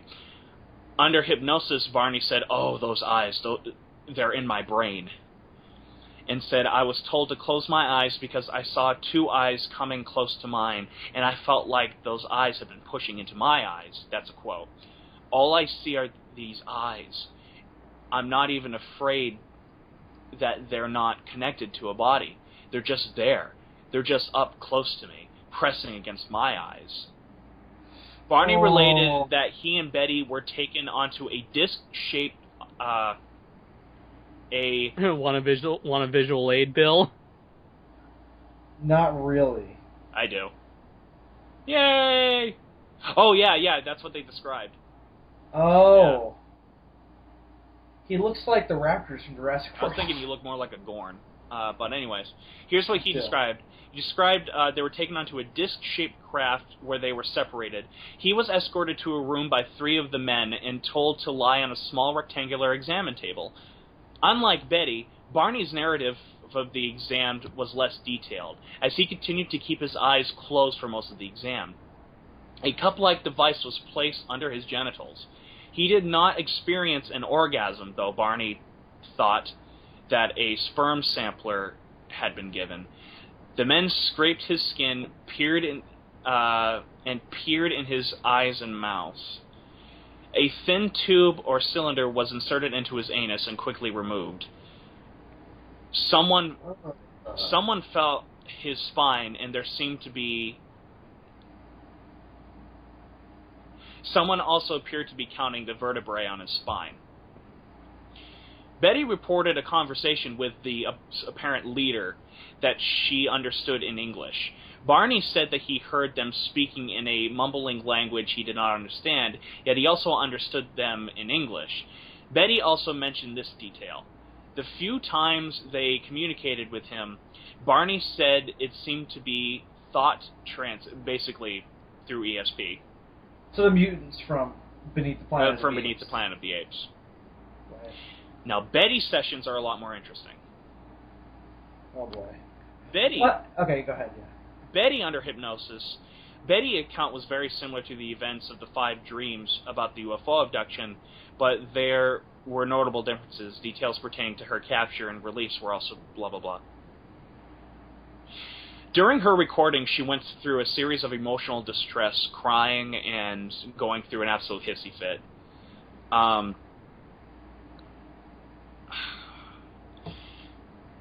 Here's what she said. In the dreams, Betty, Barney, and the men walked up a ramp to the disc-shaped object. Once inside, Barney and Betty Hill were separated. She protested and was told by a man the man she called the leader, and if she and Barney were examined together, and it would take much longer to conduct the exams. She and Barney were then taken to separate rooms. So the leader told her that it would take much longer to examine you if you two were together. Betty then dreamt that a new man, similar to the others, entered to conduct an exam with the leader. Betty called this man the examiner and said that he had a very pleasant, calm manner. Though the leader and the examiner spoke to her in English, the examiner's commands of the language seemed imperfect, and she had difficulty understanding him. The examiner told Betty that he would conduct a few tests to note the differences between humans and the craft's occupants. He seated her in a chair, and a bright light was shone on her. The man cut off a lock of Betty's hair. He examined her eyes, ears, mouth, teeth, throat, and hands. He saved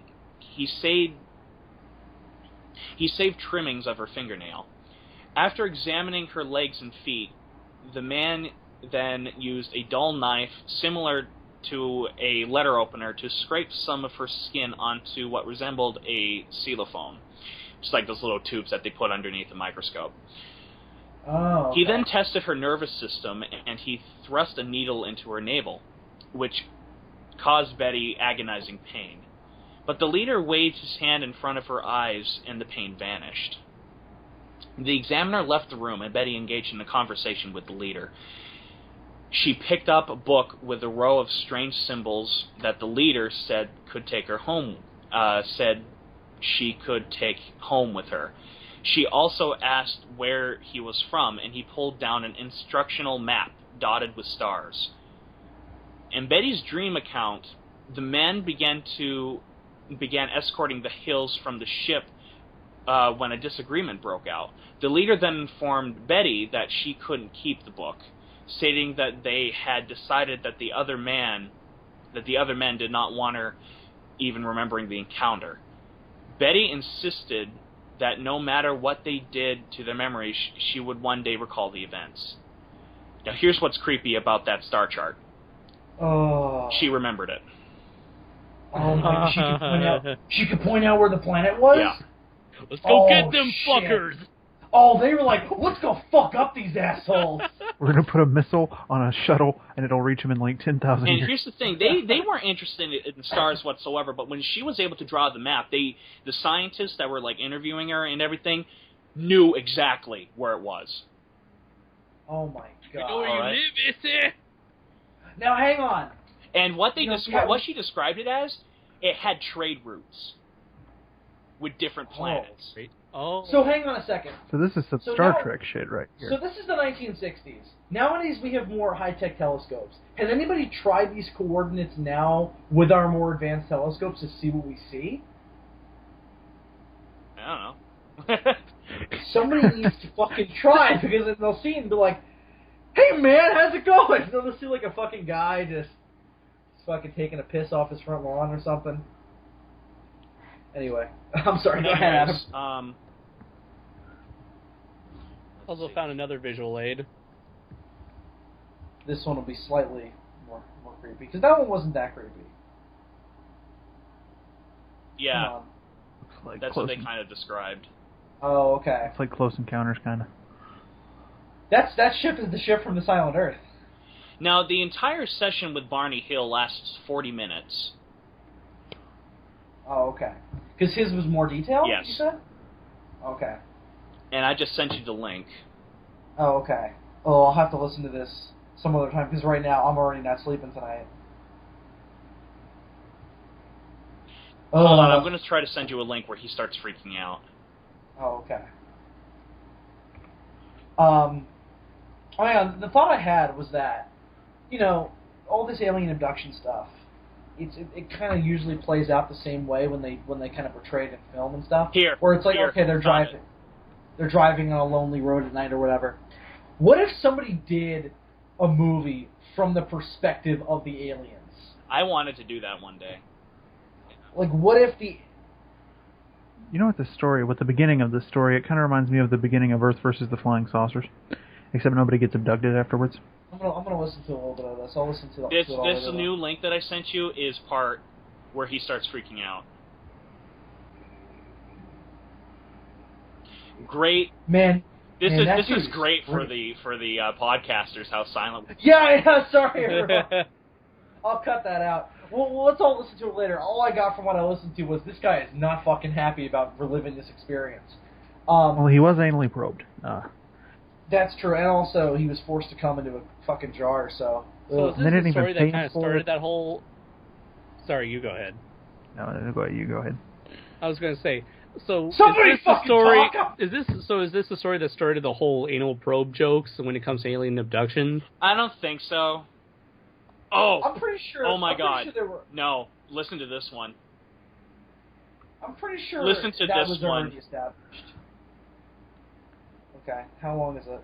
I want you to skip to 30 seconds. Gotta get away. I'm screaming at the door. Screaming at the door! Is this an interview with Nicolas Cage? I mean, holy shit. Gotta get away. This dude is freaking the fuck out. He does Now sound let like me- Nicolas Cage. You need to He make, does, you need to make doesn't a he? movie and put Nicolas Cage in blackface, and he can play Barney Hill. Yeah, exactly. That'll go over so well. What do you remember now, Mr. Hill? They're scraping at the door.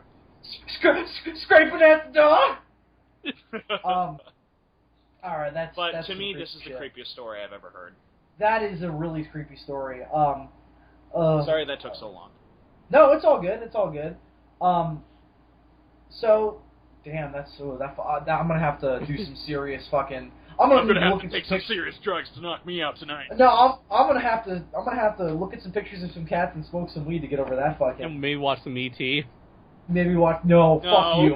With aliens. Because then I'll start thinking of like the proposed sequel for E.T., which was basically a horror movie, where E.T. is like there's like cannibal E.T.s and tell you what, Andres, why don't you do? Here's what we're gonna do. We're about an hour and a half in. Here's what I think what we're gonna do.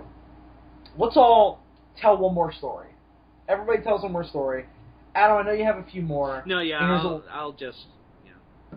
Well, I'll tell one more story, and I want to ask the listeners. I mean, I'll ask them now, but also at the end. If you guys want to hear us do this again, we will, and we'll do more stories.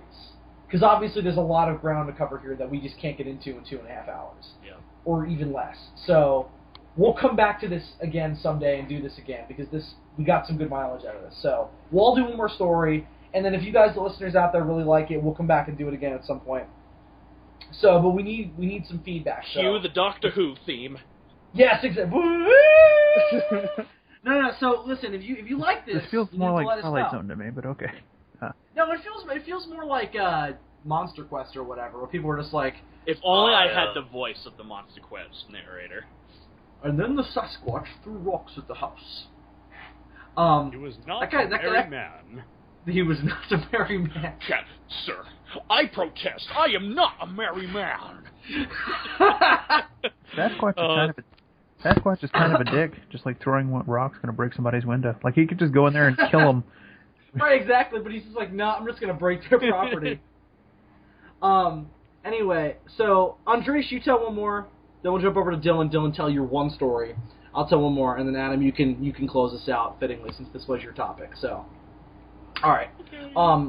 So Andres, why don't you give us your one last story? Okay, so this is rather. You sound so sad. You're just I like, know. It's just how the fuck do you think I'm supposed to follow up on that? Yeah, I know. It's pretty hard. Anyway, but go ahead and try. All right, well, try and fail. All right. Well, I'm not even gonna try. Well, this is. I'm giving up on life. I'm giving up on this podcast. I'm gonna go move into a hole and die. I'm gonna go live on this planet down by the river. Maybe meet an alien or two. I'd be like, go ahead, abduct me. I have nothing to live for. I have nothing to live for. Adam's story beat mine. I can't live. Just probe my ass all you want. Take it. Just fuck me. Probe it. And by the way, while you're doing it, you can sign it. Just sign it right there. Just fucking sign it. Sign my ass. Just fucking write it around my fucking ring piece. You want to know about my ass? Well, you can just have it. Hey, you there, the cryptosporidium looking motherfucker. Just sign my ass. What if Barney Hill was like, hey you, sign my ass. Just fucking sign it. He's just like waving his ass up at the aliens, and they're just like, I don't know what to do with this. You want a sample of my semen? Well, just take it. I'll just give it to you personally. He's just fucking jerking it at the aliens. Look at it. Look at it. We have come in search of intelligent life. Oops, we made a mistake. Damn right you made a mistake. You messed with goddamn Jersey. You're messing... No, this wasn't New Jersey. You're messing with fucking humans. We're 6 sexually frustrated assholes. Listen, we're fucking lonely, and we're frustrated, okay? Well, it's just so interesting. You think I'm fucked up. Take your flying saucer east until you hit the desert. There you'll find... It's just so interesting because Betty Hill described that she was given that star chart, and... treated way more nicely than her husband, who was anally probed. And anyways, they said you can take it with you. And they actually said, take it with you. And then all of a sudden later, they're like, they have decided that you're not ready. And I'm like, that means that they're not only that, but they have like a huge command structure. That means like, which to me is what adds credibility to this story. Well, what it also demonstrates is that this was like a possible attempt at first contact. Yeah, which I mean, they went a little bit of a weird way about it because here's the whole problem with all this. And I'm not saying not necessarily problem credibility wise, but problem just like if the aliens ever like, all right, we're real. Hey everyone, we're real. Because everybody's gonna be like, hey you assholes, you fucking abducted our people, you anally probed us. And now it's going to turn into the Mysterians, and we're gonna build giant Macalite laser telescopes, and we're just going to shoot them all over the place, and then Mogera's going to come out of a mountain, and it's just not going to be pretty. Listen, aliens, I appreciate that type of alien invasion story where they come down, they want to be peaceful, and like we refuse to be peaceful. I mean, that kind of happens in Day the Earth Stood Still a little bit. But also Klaatu comes down with a robot, and he's like, "Listen, assholes. You better fucking clean this shit up because this is getting out of hand." They did a parody kind of like that on an episode of Futurama where this alien comes out of the ship and they fucking shoot it. And it's like, no, wait, I came to give you the cure to cancer. And then like the main character's like, will we never learn? Well, no, it's just like a story where aliens, like it's the same race that has been doing all this shady abduction shit. And they come down, they're like, listen, we're really sorry about all that, but we want to be friends now. And people are like, fuck you. Well, I think if we're going to get first contact... My question would be like, what's up with all the anal probing and the cow mutilation? Yeah, why do you like people's asses so much? Well, why have you been turning our cattle out inside out? That's another important question. I think Steven Spielberg's Close Encounters of the Third Kind is probably the most accurate depiction of first contact we're ever going to get until first contact actually happens. Because I believe when it finally happens, and I do believe one day it will happen, it'll be the movie Contact. It's going to be something like Close Encounters of the Third Kind. They're going to give us coordinates. They're going to tell us to meet there, and then they're going to show up. Well, because I think we have the thing that I think a lot of people forget is like this alien race has to have some level of thinking in line with our own, just on a much grander scale. Yeah. So you have to think about it because a lot of people's point about how these aliens operate and what gives this story more credibility is like, this is what we would probably do if we did something like this. I know, If we went to another planet and we wanted to study life that we perceived as inferior, because I mean I'm sure it would be a little bit different if the life was intelligent, but they don't know that. They don't have a concept of it yet. Well, ever since H.G. Wells wrote War of the Worlds, alien stories are used as a metaphor for something that happened all too often in history, which is the more advanced civilization happening upon the less advanced civilization. Well, that's what Stephen Hawking thinks is going to happen, is that we're not going to have a peaceful first contact, is that they're going to come down and look at us and go, look at these fucking retarded apes, and then they're going to go, we want this planet for our own. I don't think that's feasible. And we're going to be like, why? We polluted the fuck out of it. Yeah, you want this piece of shit? We're trying to get off, like... We're trying to make Newt Gingrich's moon colony. Like, have you... Did you see Interstellar? The alien's like, no, I don't know what Interstellar is. Haven't you seen Matthew McConaughey?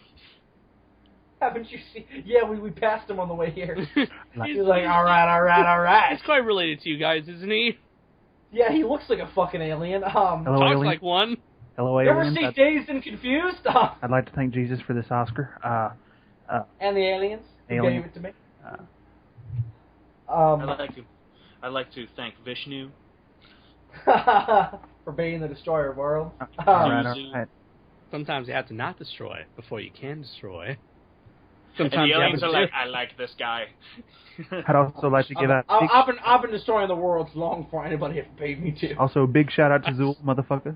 All right. Anyway, I was trying to make a... Oh, there's this discussion about, like, what would happen if we somehow developed a time machine and we went back in time to caveman times. Caveman chicks. We would probably, like, probe and do some horrible medical experiments on Neanderthals. I actually had that. If we had the chance. I actually had that thought once. Like, what if the aliens aren't really aliens? What if they're a new species of humanoid from the future that have come back? No, that's an actual theory. Yeah, that's a big theory. Yeah. That's called I think it's called the Futurian theory or whatever it's called. It's oh shit. And then they build Mecha King Ghidorah, and we're all fucked. Oh, ETBs, extratemporal beings, I think is what it's called. So basically, they're Time Lords. From Doctor Who, except they don't look like people who can regenerate. They're just creepy looking. That would be something I would be interested in seeing cloned. Let's clone a Neanderthal, and then just fucking hang out with them, because we have DNA. Yeah, we've analyzed. No, we can do it. We've analyzed the DNA to the point that we know that the Neanderthal is like the missing link in between. Like the Neanderthal DNA is closer to chimp than we are, and closer to us than chimps are. Like he's right there in the middle. Well, the problem with that is though he's not the missing link though, Dylan. Yeah, it's that guy it's that kid from the Wild Thornberrys. He's the missing link. No, the missing link they thought was that ape that they found in Africa, which they turned out to be wrong, which is very unfortunate. But yeah, well, I still think Sasquatch is probably going to turn out to be the missing link. But I think it'll be a descendant. It would be a descendant of the missing link. I don't think it would necessarily be the missing link itself. I think it would be more of a remnant of a creature that has been extinct. This shit fascinates me. Yeah, I mean, I love shit like this. I'm glad that we ended up doing this because this fucking shit rocks my dick. Rocks my cock. All right. Rocks my cock. All right. Well, no, I think the problem with the Neanderthal thing is that people are just like, it's not ethical. It's even less ethical because there's ethical arguments about the mammoth. Like, is it ethically right to bring back an extinct animal? For example, I don't think it is. And it's a big ethical. And even then, it wouldn't be a true mammoth because they'd have to impregnate an elephant, and the elephant would account for half of its DNA at that. No, it'd be like the dinosaurs in Jurassic Park, where they're not real dinosaurs; they're just a vague kind of picture of what they might have been like. Yeah. But with a Neanderthal, it's almost even murkier waters because it's human. It is a species of human.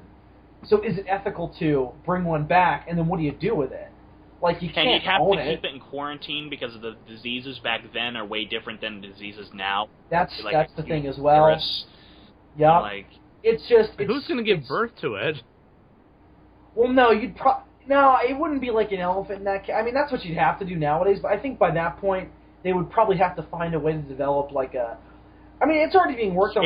Basically, what would have happened was its immune system would be completely shot. No, it would die almost immediately. You would have to keep it in a very sterile, boy in a plastic bubble environment. Yeah, because, I mean, it's like, what quality of life is the thing going to have? But it's the whole argument of, well, who cares about its quality of life? It's just fucking awesome. And it's like, well, that's fucked up. See, it's. I don't know it's if I agree with the argument that it's a human because, well, I mean, it is though. It is a human. No, it is a human because, well, it's a well-known fact now that Neanderthals didn't really die out. They just bred in with the species. I forgot. They just bred in with Homo sapiens. Cro-Magnon. Yeah. Well, yeah, they did, but you also got to realize that part of that was also that we were wiping them out. Yeah, they were being outcompeted. They were being outcompeted very quickly because. Well, not only were we fighting with them for food, but we were also. I mean, there were basic wars that were happening where tribes of Neanderthals were fighting with tribes of Cro-Magnon. Well, the thing is that the Cro-Magnon were just ultimately the more intelligent species. They definitely did not have the brute. They didn't have the bruteness of the Neanderthals, but no, they're not as we were definitely the smarter one of the species. We had a bigger cranial cavity. Yeah, I mean, the thing about the Cro-Magnon people was just that they were just us, they were just a little bit hairier. Well, and they were also dumber. Well, that too. And they had like that big skull plate. Like they had the whatever you call that. There was something about their facial structure that was different. Yeah, but the thing is though that sometimes happens in modern day people as well, where they'll be born with that. Like it's kind of seen as like as something that's attractive, where like somebody will be born with like a huge forehead and really well defined features on their face, and that's a callback to our Cro-Magnon ancestors. Is that type of facial structure, because it's more ape-like. So, I don't know. I find shit like this really fascinating. Like the whole evolutionary callbacks. Like, have you guys ever seen the movie The Man from Earth? Yes. Okay, it's a really weird movie because it's terribly acted, but the script is fantastic. It is a great, entertaining movie, just with some really bad acting in it. So it used to be on Netflix. It's not anymore. If you can find it, definitely give it a watch if shit like this intrigues you, because it's great at exploring what if somebody really was immortal. It's basically like a what if Vandal Savage was real kind of situation. Vandal Savage, the Justice League villain. What if he was real? And it's really interesting. It takes a weird turn kind of halfway through where, I won't spoil, but it takes a weird turn that not everybody who watches the movie likes. And I don't know how I feel about it, but watch it and judge for yourself how you feel about the twist. But anyway, Andres, I'm sorry. You were trying to tell your story and we cut you off. I don't even know what your story was. Sorry, bro. But why don't you go ahead and start over? All right. So basically, it was the story that called The Thing in the Fog. It's a creepypasta's tale that takes place in San Diego.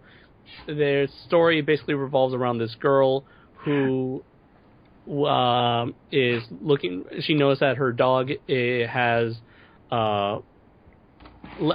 escaped from the backyard, so she spends a lot of the time going out, looking around the nearby park, searching for where her dog is.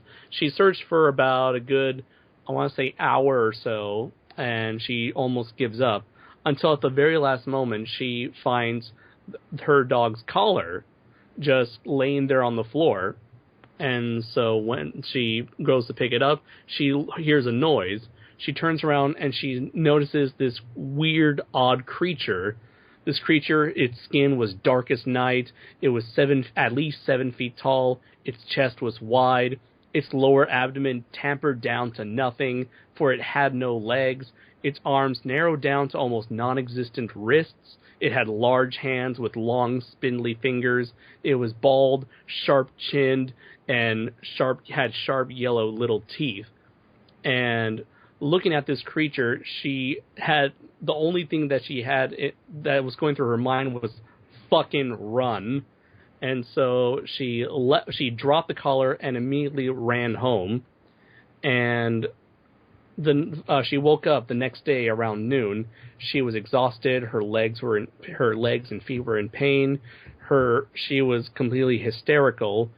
And she spent the next week or so searching online for what this creature could have been. And one day she hears a tapping sound on the door. She opens the door. No one is there.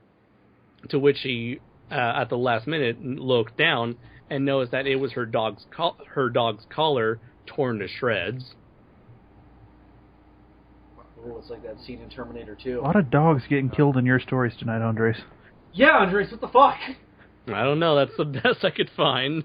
Animal homicide. The Andres Perez story.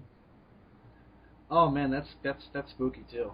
I missed a lot of it. My bad. I had to take a pee. All right. Girl walks into the fog, But, sees this creepy creature, tries to figure out what it is, gets a knock on the door. Creature killed her dog. End of story.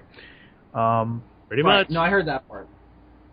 That's creepy. I love the title, The Thing in the Fog. It's like two, Well, it's a very like two John it's- Carpenter movies put into one. Yeah, it's a very Lovecraftian title. That's what he would call his stories a lot, like the thing on the doorstep, or the thing in the wall, or the thing in my pants. The thing in your pants. It keeps looking up at me. I think it's hungry. LOL. Why is it a shark? Why is it a shark? Call back. Oh, that's creepy though. Kind of reminds me of like there was like some viral. I mean, it was fake, but there was like somebody did like a fan made viral marketing thing for Godzilla 2014, like a year before it came out, and it was like these weird sounds coming from the woods, and there's a couple outside. Remember this, Adam? Yeah. I think you showed me Yeah, I this. did. I showed you those. Yeah. And clearly it was fan made, like it wasn't officially legendary, but it was One creepy. was creepy. Yeah. That was creepy. There was another one where it was like these weird animal calls, and it was like the military firing guns up at it. It was really creepy. I wish some of that would have been used for the movie because it was really creepy. Yeah. But anyway, so I only have one more story. This one's shorter, and it's not really that complicated, and it's also kind of anticlimactic. But I'll tell it anyway. This is another Long Island story. This is the story of the Montauk Monster. I'm sure everybody knows this story because this is recent. This is like 5 years ago, maybe. I remember when this happened. It was a big deal. So basically, there was this couple, early 20s. They were still in college, walking along Montauk Beach one day. Montauk, for those who don't know, it's a big resort town on Long Island. The town of Amity in Jaws is based on Montauk, because obviously Amity's not a real island. Have you ever been to Montauk, Bill? I have not, but my family is not my immediate family. My extended family frequents there a lot. It's a big fishing town and everything. I've always wanted to go. I've just never had the reason to. But I've always wanted to. So basically, what happened was they were walking along the beach, and they came across this weird animal carcass, and it happens a lot on Long Island. We're constantly getting shit washed up on our shores, whales and dolphins and sharks and fish and all that crap. You try to blow it up? No, we were smarter than that. Well, we did once. That video that we talked about that one time, that was in Oregon. That was on the West Coast, but that did happen on Long Island in the 70s as well. Somebody tried to blow up a whale body and it didn't go so well. Reminds me of there are a lot of times. Oh, that, yeah, like, I'm aware of this story.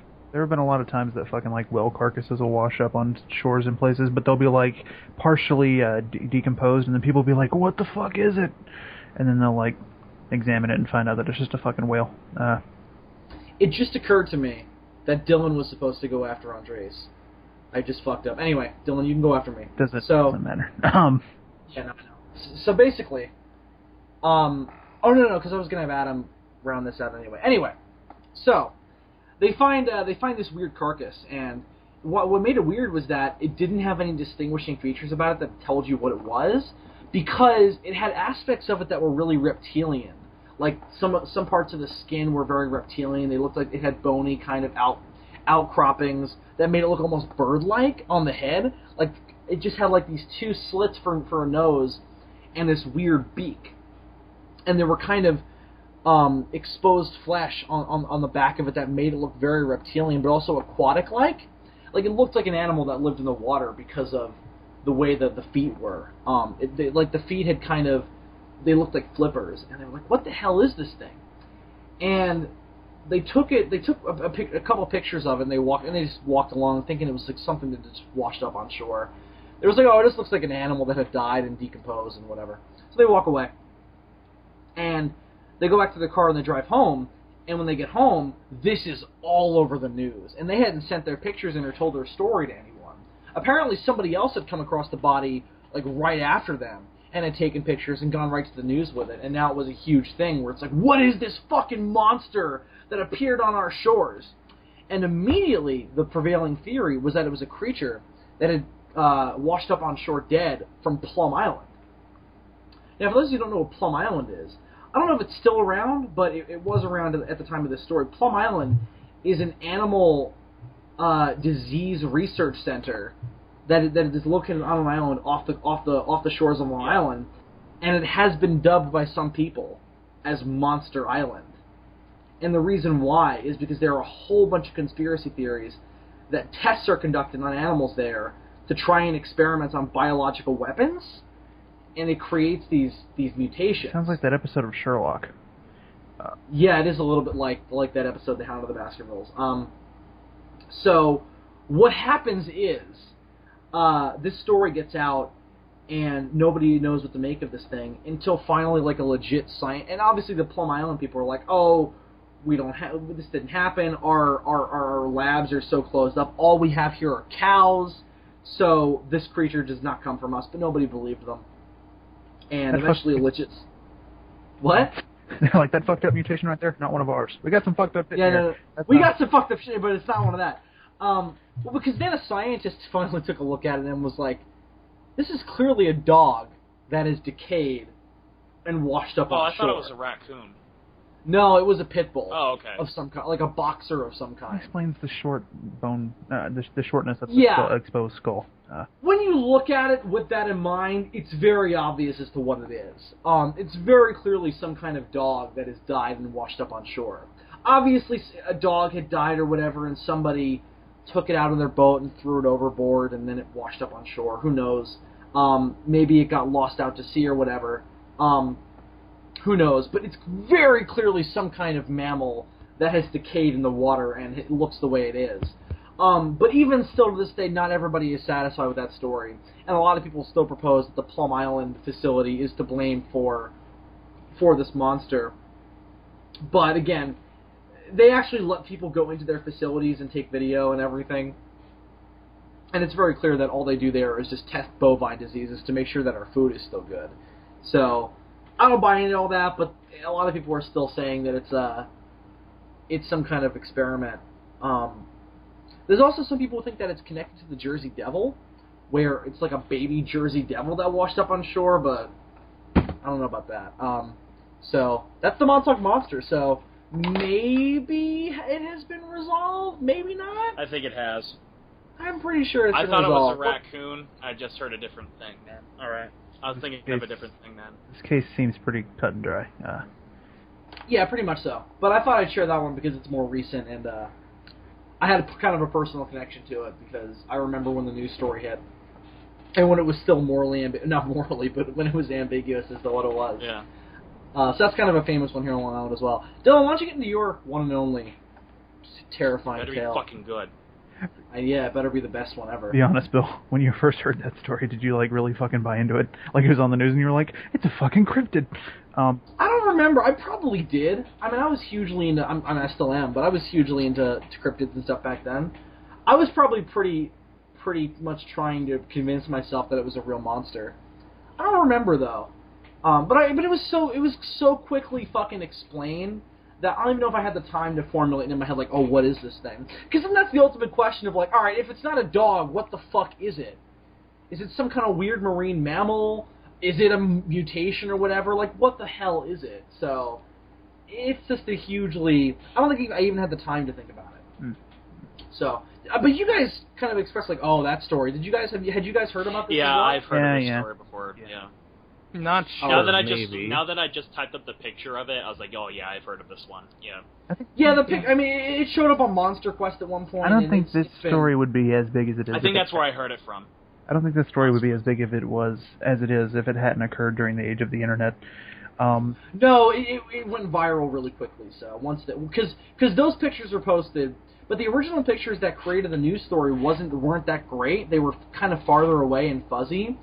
And the couple was like, well, we have better pictures. We have more close, and we have different angles and stuff.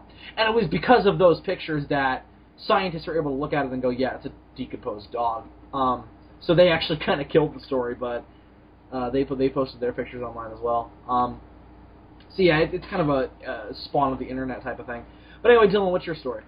All right, well, much like Bill's Amityville story and Adam's story that happened to take place near where he lives, the thing that I dug up is very much connected to the history of my state, Tennessee. So it's kind of ambiguously racist? No. And a little bit dull. About Westboro Baptist Church making a comeback? Yes, no, actually...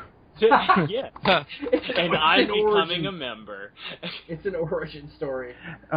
Anyway, it's sort of a local legend that's very popular here in Tennessee and has attracted a lot of tourism. The legend of the Bell Witch. Yeah, you told me about this Which before. takes place in Adams, Tennessee, and that's, like I said, it's attracted some tourism. People from all over, go there to see the fucking, place where this supposedly happened. The thing is, even though it's, a big thing in my state, I've never really been all that interested in it. And so I've never really, looked into it at all.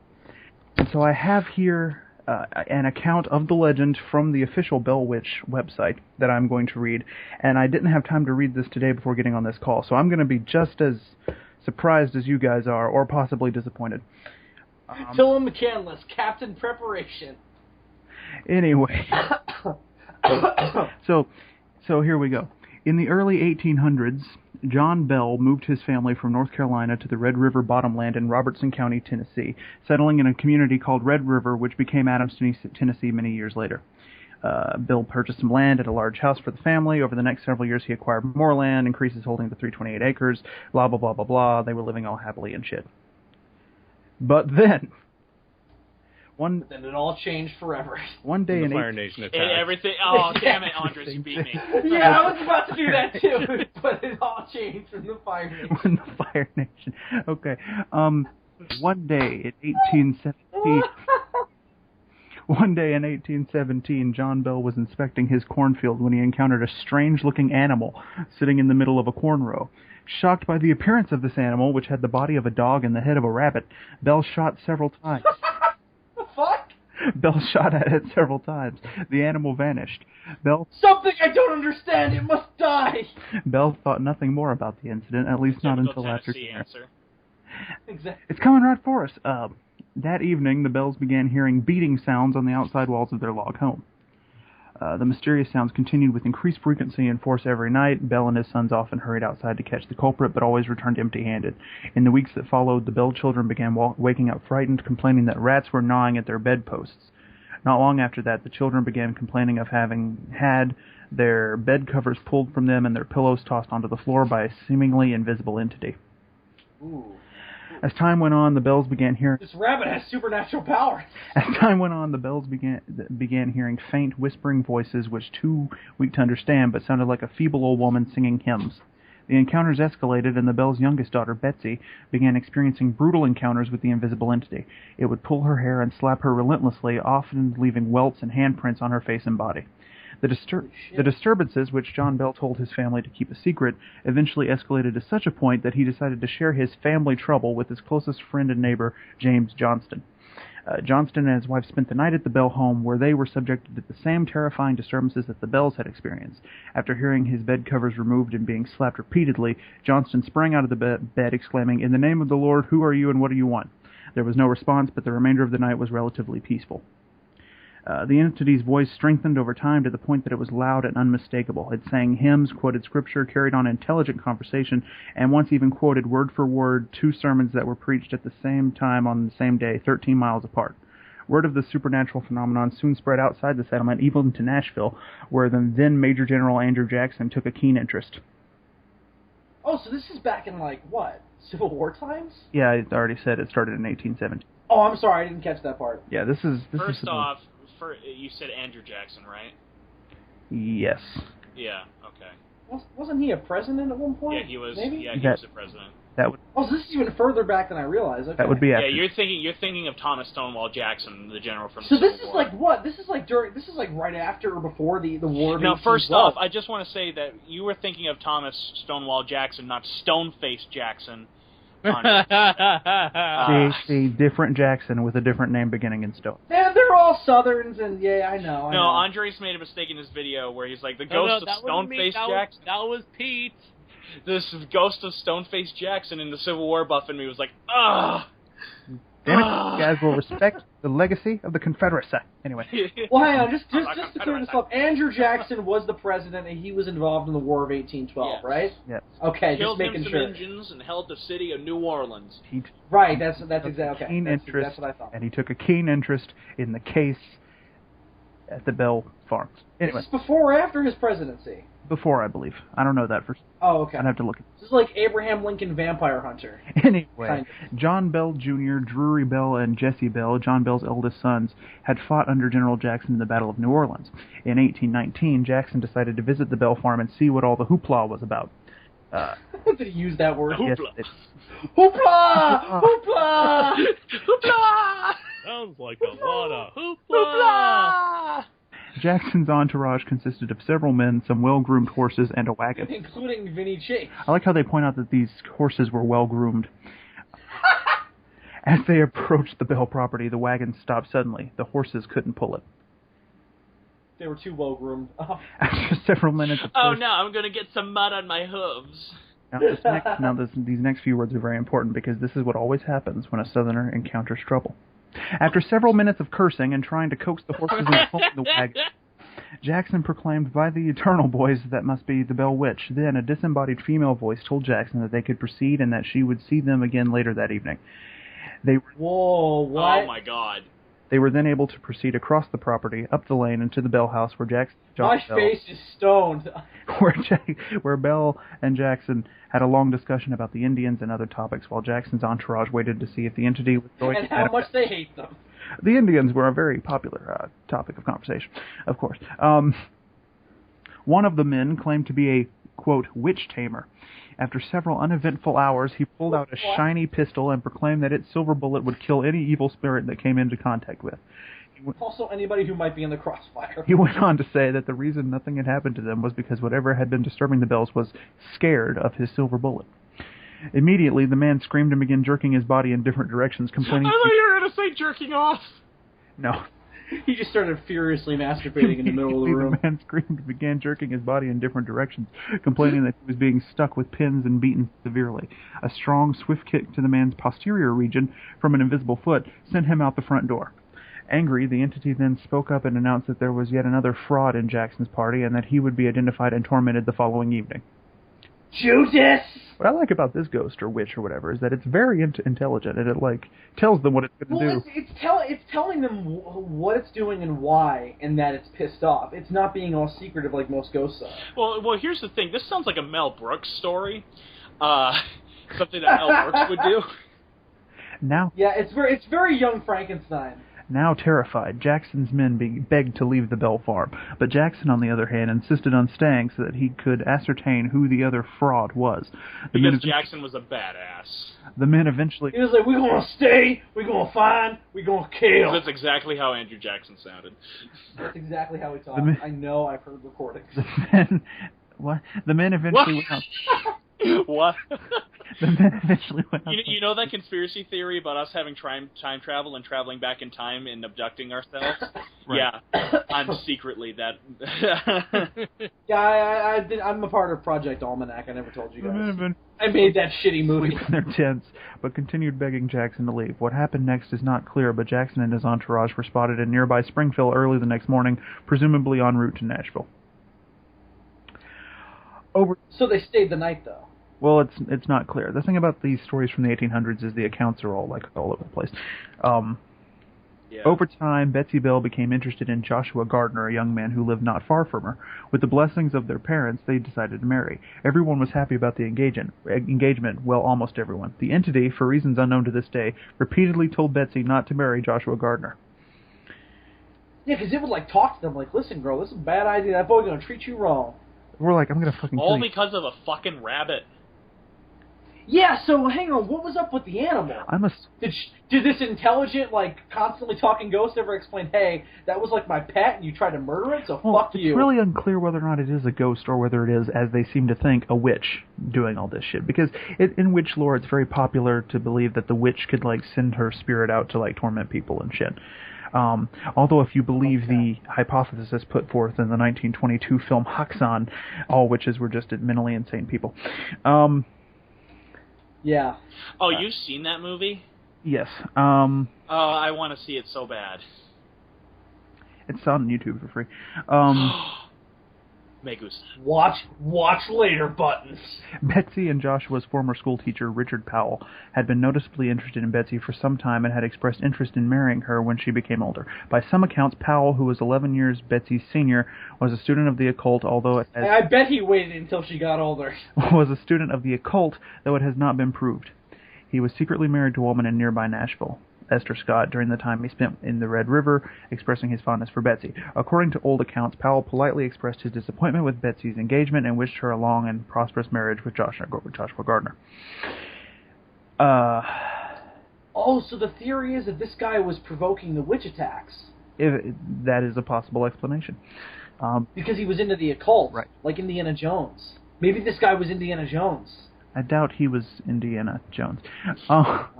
Betsy and Joshua could... Damn it! Betsy and Joshua could not go This to was the... before Indiana was a thing. Right. Yeah, it would have been. The state, man. The state, the dog, and thus the person. Precisely. This makes so much sense. It's all coming together. Oh, God. Betsy and Joshua... Somebody call up Spielberg. We know what Indiana Jones 5 is going to be about. Betsy and Joshua could not go to the river, the field, or the cave to play without the entity taunting them persistently. Their patience finally reached critical mass, and on Easter Sunday of 1821, Betsy met Joshua at the river and broke off their engagement. The disturbances decreased after Betsy ended the engagement, but the entity continued to express its dislike for John Bell and vowed relentlessly to kill him. My theory is the weird-ass animal he saw in his field belonged to the witch or whatever, and then when he tried to shoot it, the witch was like, nah, fuck you.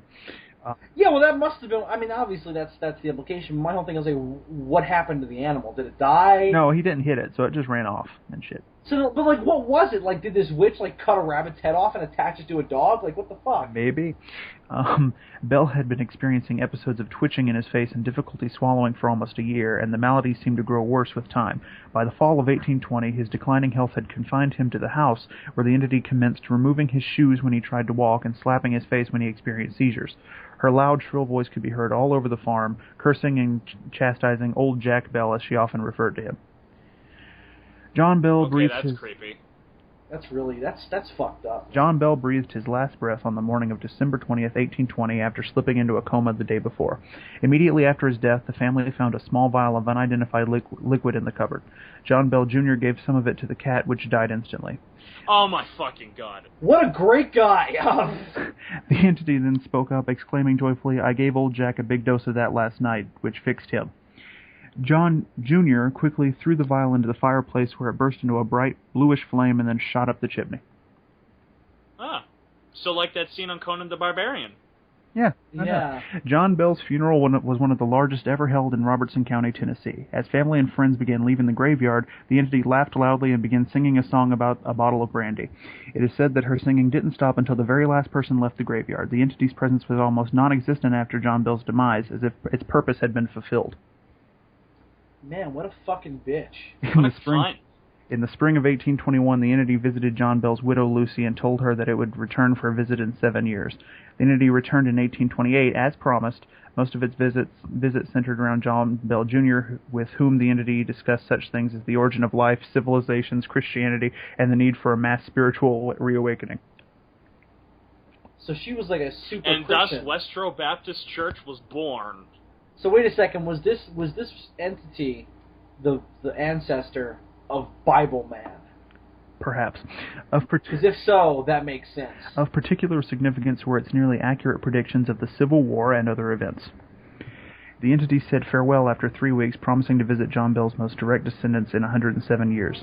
The year would have been 1935, and the closest living direct descendant of John Bell at the time was the Nashville physician, Dr. Charles Bailey Bell. Dr. Bell himself wrote a book about the Bell Witch, published in 1934. No follow-up was published, and Dr. Bell died in 1945. And he was the last in line? I guess so. That's a fucked up story. Now that's... You make a movie about that. That's a movie. I'm sure they have, That right? would There's make probably a funny movie. Like, I could see you making a comedy out of this. There have been movies. I could see a legit horror movie out of it, though, as well. I mean, you'd have to make it properly. I think you'd probably have to cut like Andrew Jackson, because that would be funny. I'm gonna see if I can find a movie based on this. And in fact, this website has like an entire section devoted to movie reviews of movies based off the fucking thing. Bell Witch film. Oh yeah, came up immediately. There's a movie from 2004 called The Bell Witch Haunting. There's Bell Witch the movie from 2007. There's something from 2006 called An American Haunting. Yes. Okay. Yeah, I just saw this is the Bell Witch Haunting. There's The Haunt. There's the Bell Witch something. Bell Witch Haunting. A lot of them are modernized, though. A lot of them are reinterpreted as a modern day horror film. There's a found footage one. But then there is also one that's also set back in the early 1800s. But again, the interesting thing is it's never really clear whether or not this was an actual witch. It was just some sort of entity. And I mean, back then it's very fashionable to blame things like this on witches. So yeah, I mean, who knows? I mean, I don't... It could have been... I think that... It could have been a poltergeist. Yeah, it could have been anything. So, I don't know. That's a creepy story, though. Especially how it, like, takes so long. Like, how it was there for decades, haunting this family. Like, it really must have fucking hated that fucking father to kill him like that. Holy shit. Ugh. Alright, well, Adam, I know you had one more you wanted to tell, so why don't you get into it. Alright, cool. It's called Tripping on Something. Okay. Now, This is based on a real thing, too. Do you mean walking and tripping on something, or tripping on a substance? No, just walking and Both. tripping on something. Oh, okay. Okay. So, a couple go for a walk at night up this trail that's on a hill that's surrounded by woods. The man sees somebody off in the distance. It's just a normal human off in the distance who stops dead in his tracks and then immediately turns a 180 and runs for his life. Now, creeped out for this, the couple does the decent thing and turns around and starts heading back as fast as they could to their house. Like, okay, that creeped them out, and so they turn around. What happens is on the way down, the man hits something with his foot. And he doesn't stop, though. They both keep on running. 2 years later, they are watching a documentary about a recently arrested serial killer. And the interview with the serial killer says, I saw this couple walking up this hill.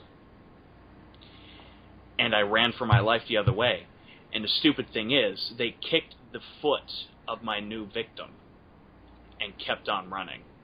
Oh.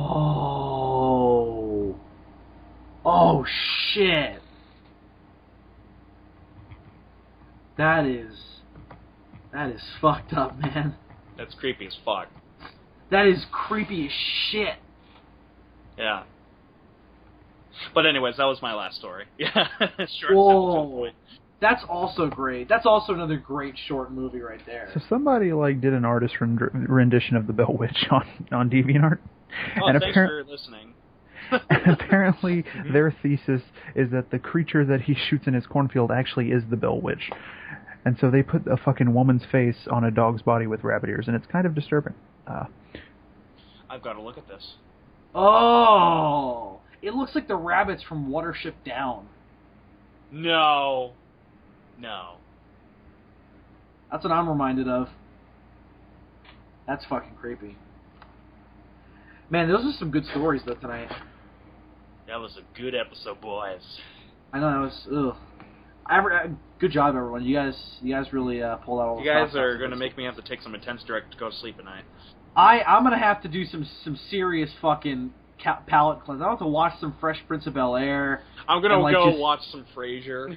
Yeah, I need to get back into my happy place. So Andres, I don't know if you have news this week. I think we're going to skip it and save it for next time. You have a lot of news? You brought a lot of news? Oh, yeah, well, E3, you know. Yeah, all right. This week was E3, so we had a ton of video game news. Hey, fuck you! Fuck you too, on. Well, first things first, your audio sounds like shit right now, so... Yeah, the internet connection's being a bit off. I think we should save anything. Get the highlights from that, and let's talk about it next time. Yeah, Andres, quick, give us a little taste. One quick thing. All right. Don't go into detail. Just give me a little wasn't taste. E3 related. Was that it was announced that we were going to get a Devilman versus Cyborg 009 movie this year, I believe, and the trailer's already gone out. All right. Send me the link to that later on in a Facebook message. I'll put that in the description so everybody can watch it listening who's interested. Devilman versus what? Cyborg 009. No, I can imagine Cyborg Andres is 009. excited for that. Two I can classic imagine- anime franchises made by two legends in anime and manga, characters that have been around since the 60s and 70s getting together for the first time. I'm really fond of Cyborg 009, especially the 2001 series, so... I am not fond of anything Go Nagai does, so... It's Go Nagai and Akira Toriyama, right? No, Toriyama... No, Go Nagai and Ishinomori. Oh, okay. All right, so that's the trailer? All right, Basically, so the trailer for... 009... Yeah. Ishinomori... Cyborg 009 was made by the guy who invented Kamen Rider Super Sentai. Yes. Oh, okay. Oh, that's cool. That man is a legend. Oh, okay. Forget All right, so his look first at that in the name. description. So check that out in the description, and we'll talk about all the. Yeah. Maybe we'll do a news roundup next episode. We'll see what happens. Because I'm not sure when that'll coincide with the G-Fest road trip. So I think we have one more episode before G-Fest. So Hold on, let me pull out my... Oh, wait a second. That's probably going to be on the 4th of July. Pull out my we'll see Nanda what calendar. happens. Yeah, the next time that we would be scheduled to record would be on 4th of July, so it's probably best... All right, we'll see what happens. I can record that night. I don't have plans. I have to work that night. So. I most certainly can't. I'm definitely Yeah, working. well, Adam, I want you to get into that in a second and kind of tell people that you might be gone for a little bit. Oh, like people are going to be sad that Adam is gone. They will! Well, look at this great episode you gave us. We wouldn't have come up with this on our own without you. We wouldn't have had this Yeah, idea. we would have had to listen to E3. Yeah, we would have to listen to Andres' E3 news. Who wants that? I certainly wouldn't have come up with this idea because it involves this research and shit, and like I'm not about... Yeah, Which it is requires fine. some work. Everybody in this podcast is a valued member. Even Except David. David. No, even David is a valued member of the Sons of Serizawa. Girls, you're all pretty. Yeah, exactly. By the way, Biggie, I don't know if Biggie listens to this, but if you have, thank you for putting that in the comments section a long time ago because I use that constantly now. So thanks to James Biggie. All right, so we'll save the news for next time on E3 and everything. So let's just do announcements and then we'll wrap up. So Adam, why don't you go first? Yeah, I'm leaving. I'm quitting SOS. What a cold fucking cutoff. Forever. No. No, Unceremonious and fucking hardcore. I'm still going to be. I like it. I'm still going to be making shit and We stuff, but hate them forever! it's just that when we record these, I might be still working because I'm working the night shift at my new job. So it's Right. just that I might not be able to come to a lot of these episodes for a while, at least until September. Right. So basically, you're just going to take a little break. Yeah. All right. Yeah. So you'll be back. It's not like this is a permanent goodbye. Sure. Okay. He's not making any Way to be promises. fucking ominous about it. Like, I may or may not be leaving. He's not making any promises, Bill. No, okay, so this isn't goodbye forever. Well, you'll be in the G-Fest videos, though, obviously. Of course I will be. And So hopefully this is I'll be able to do some videos, some more Creature Feature Double Feature episodes with you guys, depending on which days I have off and stuff. Right, exactly. So, this isn't goodbye forever. This is just Adam saying Goodbye, Missy, forever farewell. He's like, It's of course. like the end. He's like, of course I'll be in the G-Fest videos, and then like we like make an effort to make sure he isn't later on. Like we're recording a video and he's like trying to get in the house, and we're like, he's scraping at the door. We, like, crop him out of the videos. We modulate his voice. We do what they did on the Peanuts, and every now and then we'll turn and we'll be like, what do you think, Adam? Wah, wah, wah, wah, wah, wah. Wow. I'm pretty we sure never that's told what him. most people do with me anyways. What a dick move that would be if, like, we didn't tell him until later when we posted the videos. And I post some of them, like, during the trip, so it's like Adam, like, checks his phone. And it's like, Bill, what the fuck? And I'm like, I'm sorry, man. You know, I promised. I just hate your guts. I promised Dylan and Andres I do this. You can't blame me. So, does anybody else have anything to announce? We pull a Thing 2011, replace him with DG. Yes, exactly. Yeah, I'm currently uploading my Dylan and I review for Kung Fury. So yeah, check that out once this episode's uploaded, and be sure to check out the latest episode of Shoot Watch and my latest review for Godzilla vs. Biollante. Excellent. Dylan, do you have anything to announce? Nothing that I haven't been announcing forever, so I'll spare the audience. Okay, good idea. I'm just going to say, as always, be sure to like the Sons of Serizawa Network homepage on Facebook for updates on all things SOS, so there's never any confusion about where you can see our videos and when they come up. And also you can subscribe to our YouTube channels there as well. And also be sure to join Toho Nation on Facebook in order to interact with all the other SOS listeners and see some really creepy shit, including fan art that some of our listeners post that we don't always necessarily get the chance to put on the network homepage. We do try and do that whenever anybody makes anything, but we don't always get the chance, so you can see all that there as well. And of course, it's just a place for Godzilla fans to congregate as well. So not just Godzilla fans, well. but geeks in general. Geeks in general. So be sure to join Toho Nation as well. Sometimes I wonder if we shouldn't create a separate group just for people who want to fangasm over the podcast because they're small. Because they do that, and then the people who are actually there because it's like also a kaiju group get all pissed off and shit, and it's hilarious. Well, that's their fault. Well, but David was smart enough to change the description to also the Sons of Serizawa Network public page, so if they read the description, they know what they're getting themselves into. So the Sons of Uzi McFuck. You have to read the fine print. But it's also good advertising for us. So be sure to do all that. You can also follow our Facebook accounts if you want. We won't necessarily accept friend requests, but you can follow us and see all of our exploits as well.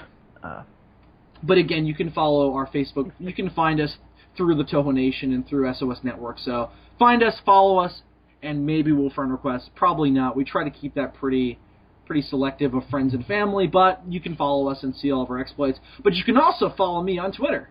At Bill _. So I never tweet anything. Where he will post absolutely nothing.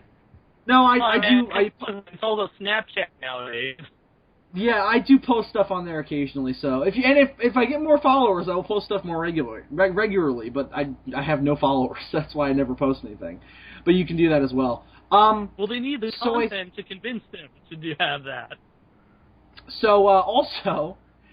Coming up soon is the Jurassic World spoiler analysis. Actually, that's probably up before this, so you can go watch that on my channel. That's with everybody here, in which we do a spoiler analysis of Jurassic World. So be sure to listen to that. It's pretty great, and enjoy that. So I think that's it for announcements from me.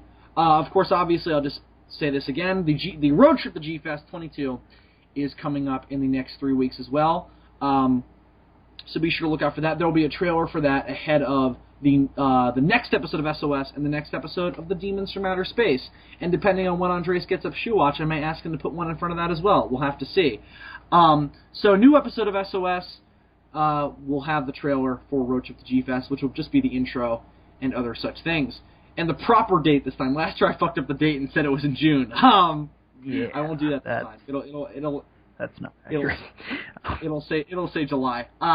So that's it. So that's everything announcement-wise, and that's it for this week's episode of the Sons of Serizawa podcast. Everyone remember what you've learned here tonight.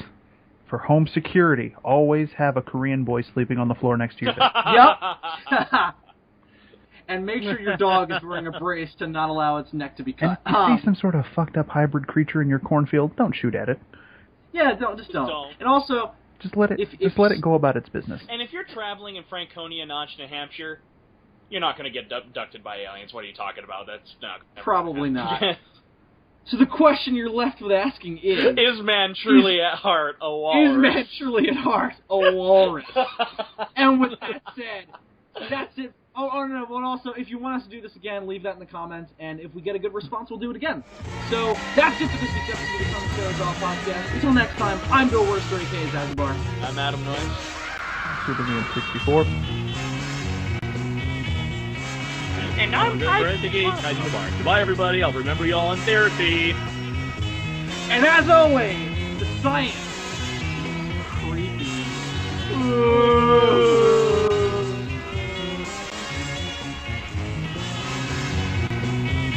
Enjoyed this episode of the Sons of Serizawa podcast, or perhaps you'll enjoy some of these other audio offerings from us here at the SOS Network. including this spoiler analysis of Jurassic World that we did. Or perhaps you'll enjoy episode 66 of The Demons from Outer Space. Click the screen to listen to either of these audio offerings from us here at the SOS Network, reminding you to keep a little Korean boy to look out for homeless people under your bed. Good night, folks, and good luck.